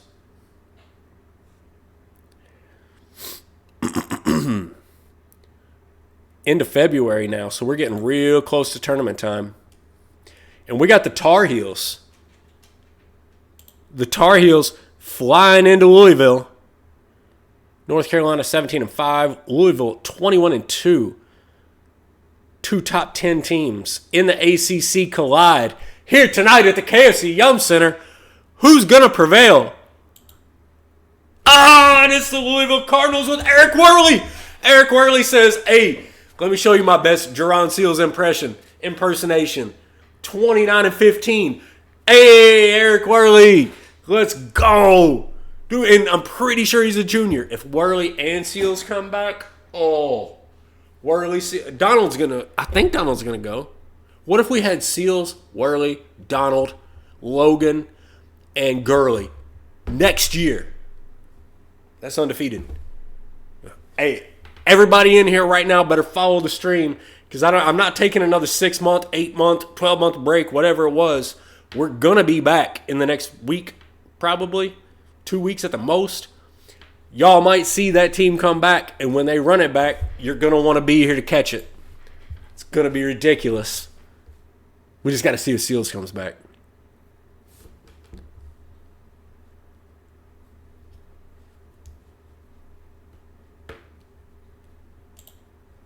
All right, we're still working through. 22-2. We got about 8 games left in the regular season.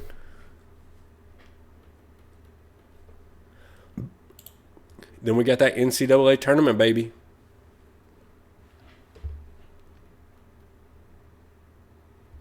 Oh, that's a rough last name.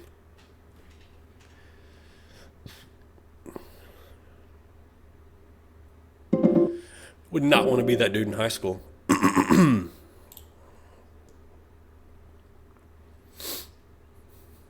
All right, here we go. This is the showdown that I just now realized we've been waiting for. Number 1, Duke coming to number 2, Louisville. As the home team, I expect to win this. We're into February. These freshmen are not freshmen anymore. Get it together. Send these Blue Devils out of Louisville with the big fat L. Let's do it. Oh! 95-64. Get out!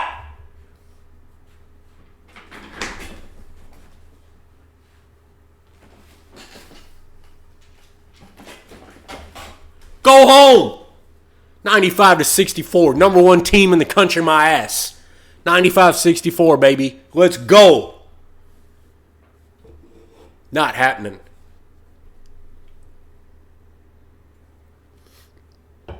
Y'all don't even have to wait till the next stream to see that banner. It's coming. We're bringing that banner tonight. Let's go. 23-2, 13-0. Undefeated in the ACC and just put Duke in their place. Gailey is fighting Irish. Kind of fighting Irish. Fighting losers. Fighting, I don't know. Notre Dame. No, thank you. Not needed here. Look. That was Payne Gurley. Jerron Seals didn't even show up to that game. He's like, nah, I just sent Duke out. I'm just going to take tonight off. Seals he did not show up in 3 most important players list. He was like, nah, I think it's a vacation day. It's a sick day, actually. My throat's a little tickly. I'm going to take off tonight. So Payne said, all right, send me the rock. Doesn't matter if I got an S at the end of my name or not. We're going to put it on Notre Dame.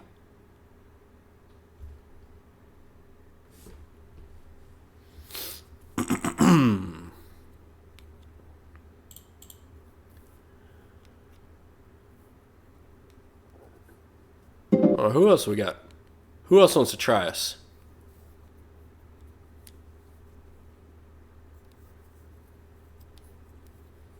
Anybody else?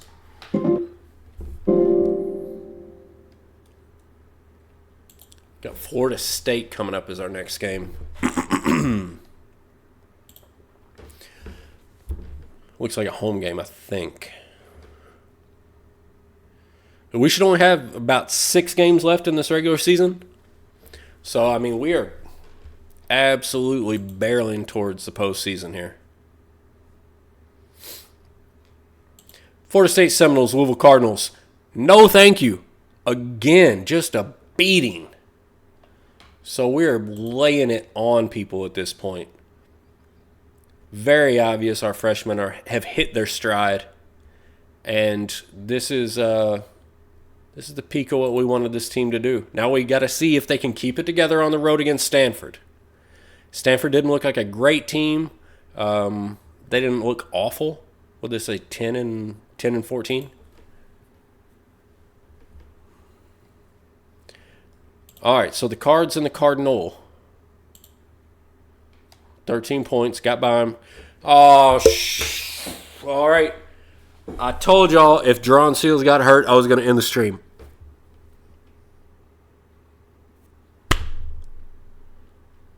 Chris, I don't know if you're in here, though. It's like spam in the chat. All right, let's see how bad this injury is.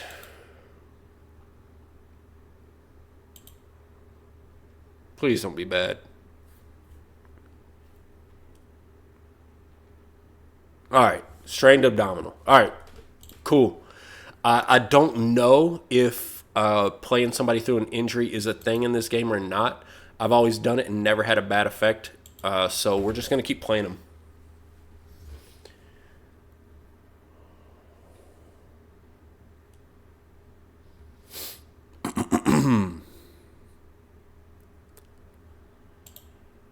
If I thought it had any effect at all, I'd 100% bench him right now because I could care less about these end-of-season games when we're already very much set up to be a 1 seed, top seed in the ACC. Like, it's not a thing. I just don't think that, like, re-injuries are a thing. Yeah, right? Hey, we're so big. We got so many viewers. We got the spammers hitting us up. Love to see it. Hey, if the spammers are finding us, it's not long before the rest of the viewers come behind following that algorithm right along to us, right? So first we get the spam, then we get the fan. But first we got to go to Wake Forest, take on the Demon Deacons with an injured Drawn Seals. Hopefully works through this game, gets it done. Maybe rely on Worley a little bit more in a game like this. We'll see how it goes. Tulane looking good. Like to see that. Louisville, Wake Forest.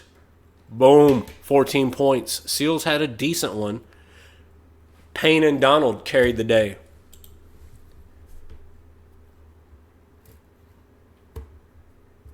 Thanks, Chris. We dropped the spammers just like we dropped, who'd we drop by 30? Wasn't Notre Dame. Was it Boston College? Who'd I get up and throw the chair around about? Beat him by like 30, maybe 40. It was a bad one. I don't know. We beat him just like this spammer, though. So, Chris is all over it. Same way the Louisville Cardinals are all over it. Same way Drawn Seals is all over it. Same way we're about to go into the Edmund P. Joyce Center in Notre Dame, South Bend, Indiana. The Fighting Irish and the Cardinals. Once again, they came to Louisville. One ass whooping wasn't enough for them. They want some more. Let's see what they get. Another 18-point whooping. Come on, Notre Dame. Quit trying. Lay down. Lay down your beat. Go home. Whew.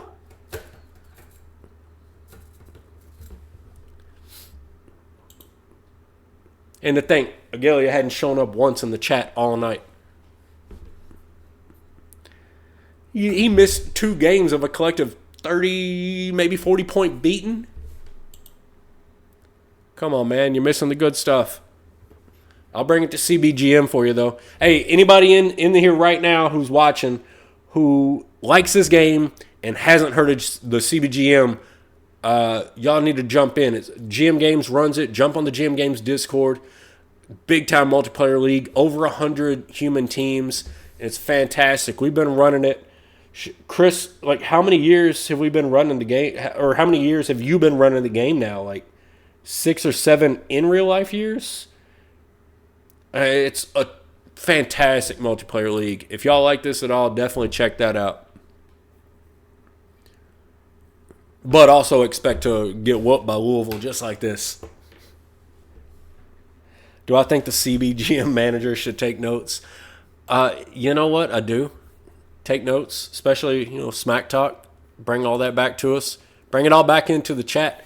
Hey, if the stream generates chat on the other side of the Discord and we all get engaged and it creates fun interactions and fun smack talk and all that, I'm here for it. So if I say something on here that gets you fired up that you want to take back to somebody else, be my guest. You bring the Hokies. If there's somebody in CBGM that's running the Hokies, be my guest to see what's about to happen. Cardinals, Hokies, KFC Yum Center. 33 points. Payne dropping 21. I mean, we're just crushing the ACC here. One more game for an undefeated ACC season, and then we hit the postseason. Let's go. Who do we get in the last game? Did anybody catch it? It shows you the previews right up here. Oh, it's Stanford again. Oh, the Cardinals. Oh, no, the Cardinal. The fake Cardinals. They drop the S and pretend like it's a different thing. Like we're a bird, they're a tree. Cardinals and the Cardinal. But I think birds are better than trees, at least in this game. Because they are 11-17, 5-14 in the ACC, 238 in the net. They should have stuck with the other Pac-12 losers. Get out. Corey Cooper with an injury. It's our backup small forward. Wouldn't be ideal going into tournament time to have that injury. Doesn't tell us there. Oh, mild concussion, 9 days. It does tell us there. All right, I've never actually hit that button before. But not going to worry about it. He's only playing like 8 minutes a game, and he's probably the least important player in our rotation. And anyway, this is just a conference tournament. In the NCAA tournament, I would swap him out. Probably. I'd probably go in and put Jarvis King taking over the shooting guard and small forward. But he'll be healthy by the time the NCAA tournament starts, so we're not going to worry about it. We went undefeated in conference play, 30-2 on the year. Only losses on the road at, Utah State, and then at home against Kentucky Wildcats.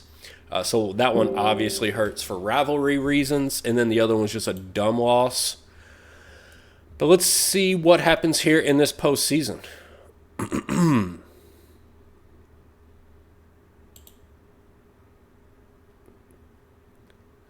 Tell you what, I'm going to leave you hanging right here. We got, hopefully, 3 postseason games in the ACC tournament and then 6 in the NCAAs. That's what we're looking for. We're an hour and 58 minutes into the stream. You give me 15 minutes, I can get y'all to the end of this season, but I need a 60-second streamer break.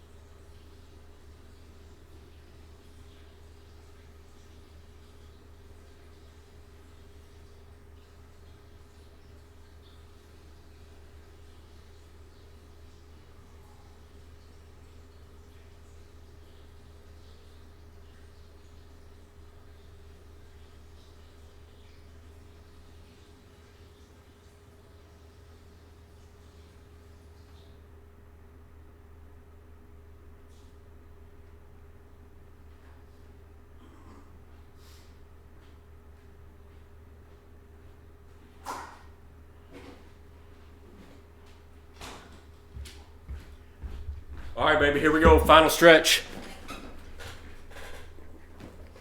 CB Jim should always take note of Carsey. He has a couple titles. Yeah, Yeah, I got a couple titles back in the day, but it's been a while.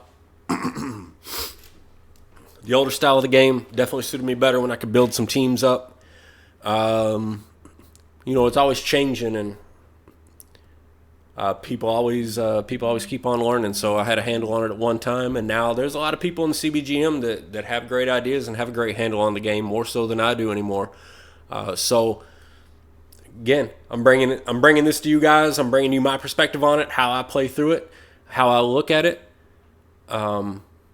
Doesn't mean it's the best way to play, but it is a way to play, and it's a way to have fun and be successful. Are there better ways out there? Yeah, probably. But you can see how this is working. This is doing pretty good, right? So if you're just trying to have some fun with it, you can do it this way if you want. You got better ideas, come tell me. Hey, I'm open to suggestions. ACC Conference Championships. We are in, what is this, the quarterfinals? Virginia, who's already won? Duke's already won. Notre Dame's already won. Ooh.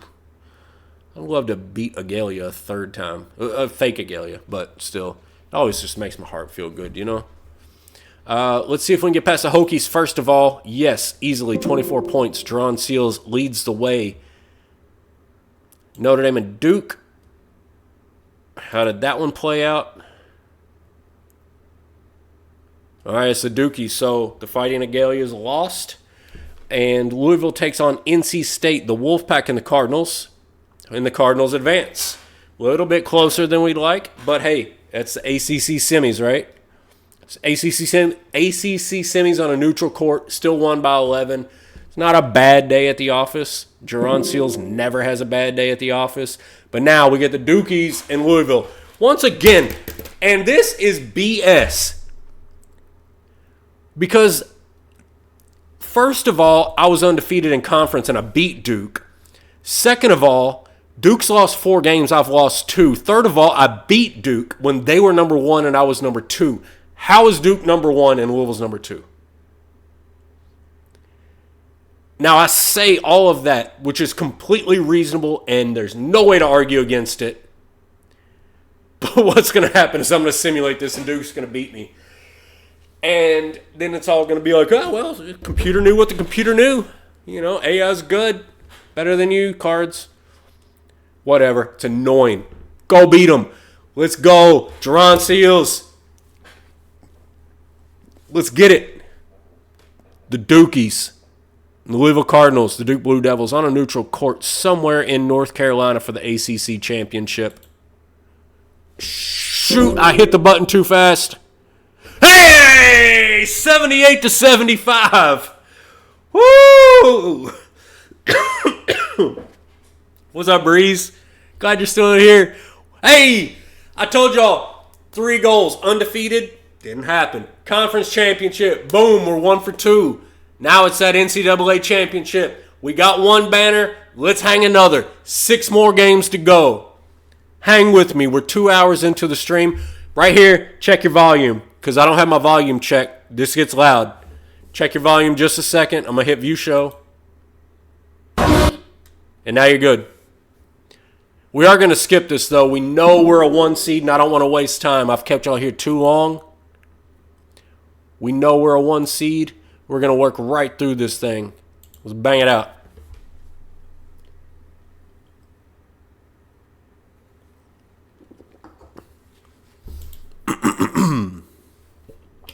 (33-2).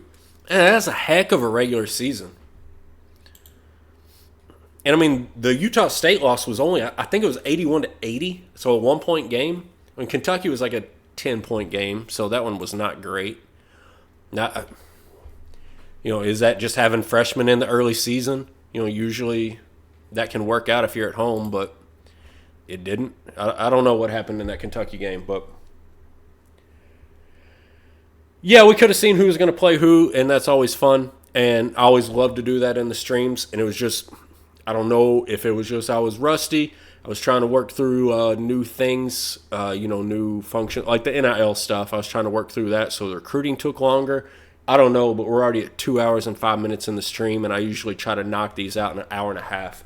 So I'm just trying to I'm trying not to waste more time than I need to. And, there are fun things that we can try to jump into in one-off streams. But let's try to avoid the Agalia curse of losing to a 16 seed. All right, we're good. 31 points. I didn't see who played well, but let's get past the 16 seed, and then from there we can get excited about the players again. Whoa, that is a nightmare of a first name. Gregoria Manco? That's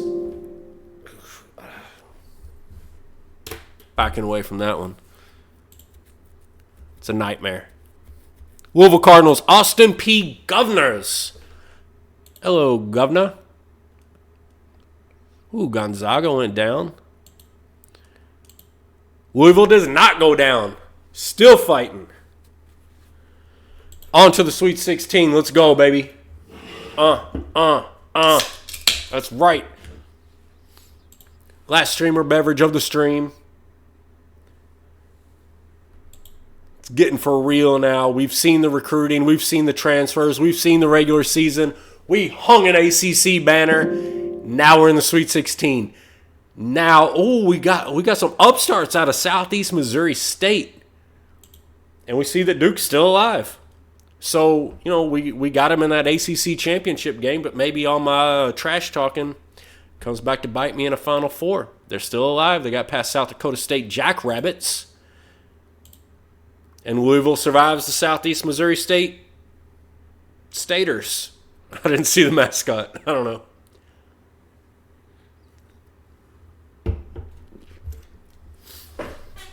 All right. Let's move it. We see that Wisconsin won. We get it. Oh, man. Now we got to play. This Tennessee team knocked us out of last year's Elite Eight. And this is terrifying. Let's let Duke play. Duke won.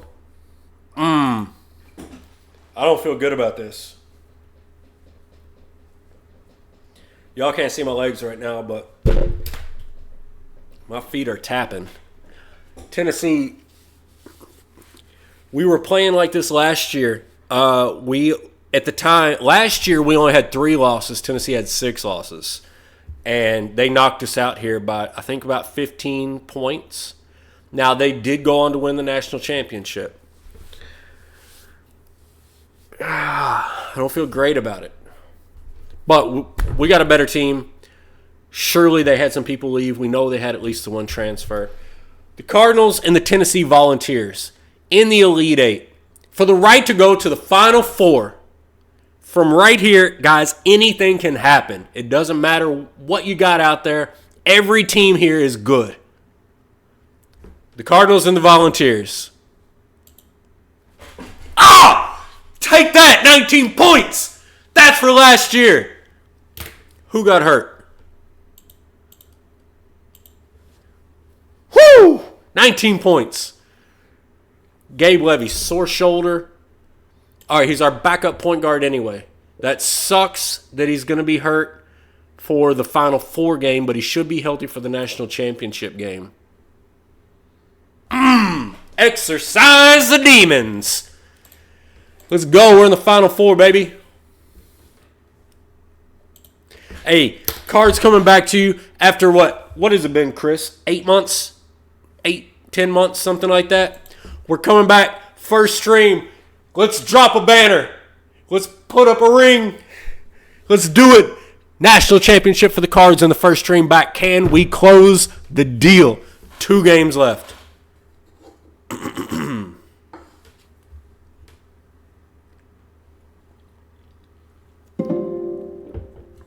First stream back in the new setting. Oh, and we do have Duke now. All right, so I talked all the trash. We snuck by him in the ACC championship, and now we have to do it again with our backup point guard hurt. Is that worth 3 points? Is that a 3-point swing? Was there just something weird in that game? We whooped them in the regular season, snuck by in the conference championship, and now we got to see what happens here. Luckily, I don't have to hit the button yet. I can hit this button and play the other Final Four game. Kansas. All right, so Kansas beat Wisconsin. I keep putting my hat back in and they're just pulling it right back off. All right, let's go. Louisville Cardinals, Duke Blue Devils. Ultimate battle for respect in the 2027-2028 season. You know, we beat them in the regular season. We beat them in the conference tournament. We lost less than them. They still got ranked ahead of us. Barely pulled it out in the conference championship. Now it's the Final Four. What do you got? What do you got? The Cardinals and the Blue Devils. Ah! That's what we got! Get out of here! Get out of our arena! Get off our floor! Nonsense that we're ranked ahead of us. Absolute nonsense. And they got Carstensen, Tim Carstensen. Did y'all see that? Their top player, Duke's top player, was that transfer we were looking at taking. Their top player would have been our 6th or 7th best player. Get out of here, Duke. Get out of here, Duke. Absolutely nothing doing. Nothing. Now we got to finish it off. Finish the story. First time back. We got no other games. There's nothing to do here. We're not in Allen Fieldhouse. This is a neutral court game. We're in the national championship game. The Cards and the Jayhawks. One more time.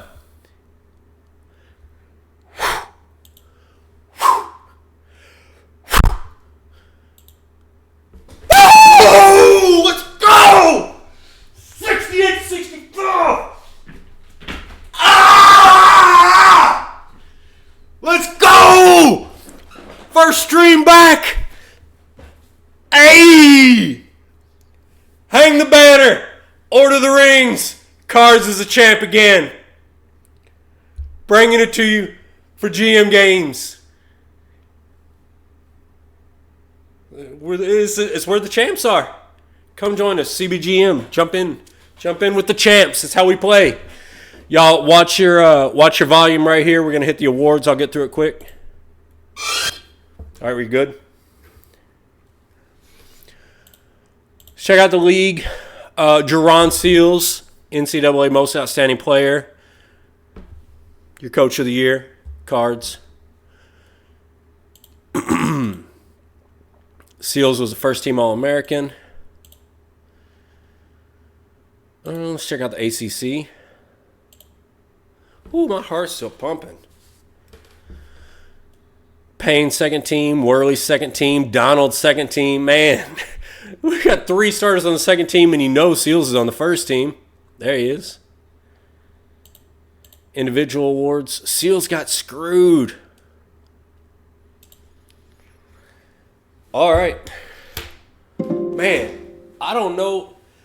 You know, guys, we're pushing 2 hours and 15 minutes now. I don't know if there's anything else, like, strategically interesting. There's nothing as exciting as the national championship game, of course. So I don't know if there's other stuff y'all like to see at the end of these streams, but I think that's a good way to end it for tonight. First time back in however long, and we hang a banner. You know, if you like seeing this end of season stuff, let me know. I'm not shy to show it. I'll save it right here, just to give you guys, like, especially if you really want to see it. If you see this in the next couple of days and you really want to see this stuff, hit me up on Discord, and I'll figure out a way to get it out to everybody. But I think that's a good way to end it. Right? Don't we need, like, I need some, I'm out of the basement now. I feel like I need some confetti falling down and, like, one shiny moment playing in the background, right? Wouldn't that be the fantastic way to end the stream? So we'll end it here, though. I appreciate you guys for stopping by, everybody that jumped into chat on the stream, everybody that caught us on Twitch, everybody that gets us on YouTube later. Leave a comment, leave a like, follow us, jump into the CBGM. It's a Draft Day Sports College Basketball 2025 Basketball League hosted by GM Games. on the GM Games Discord. Get in there, figure it out, jump on the website, all that good stuff. Check out the content. We're going to bring you a bunch of other games as well. But this was absolutely fantastic. I love doing this with you guys. I hope you all enjoyed it too. Leave the likes, leave the comments, follow, subscribe, all that good stuff. Get the notifications when we go live. And I'll catch y'all next time.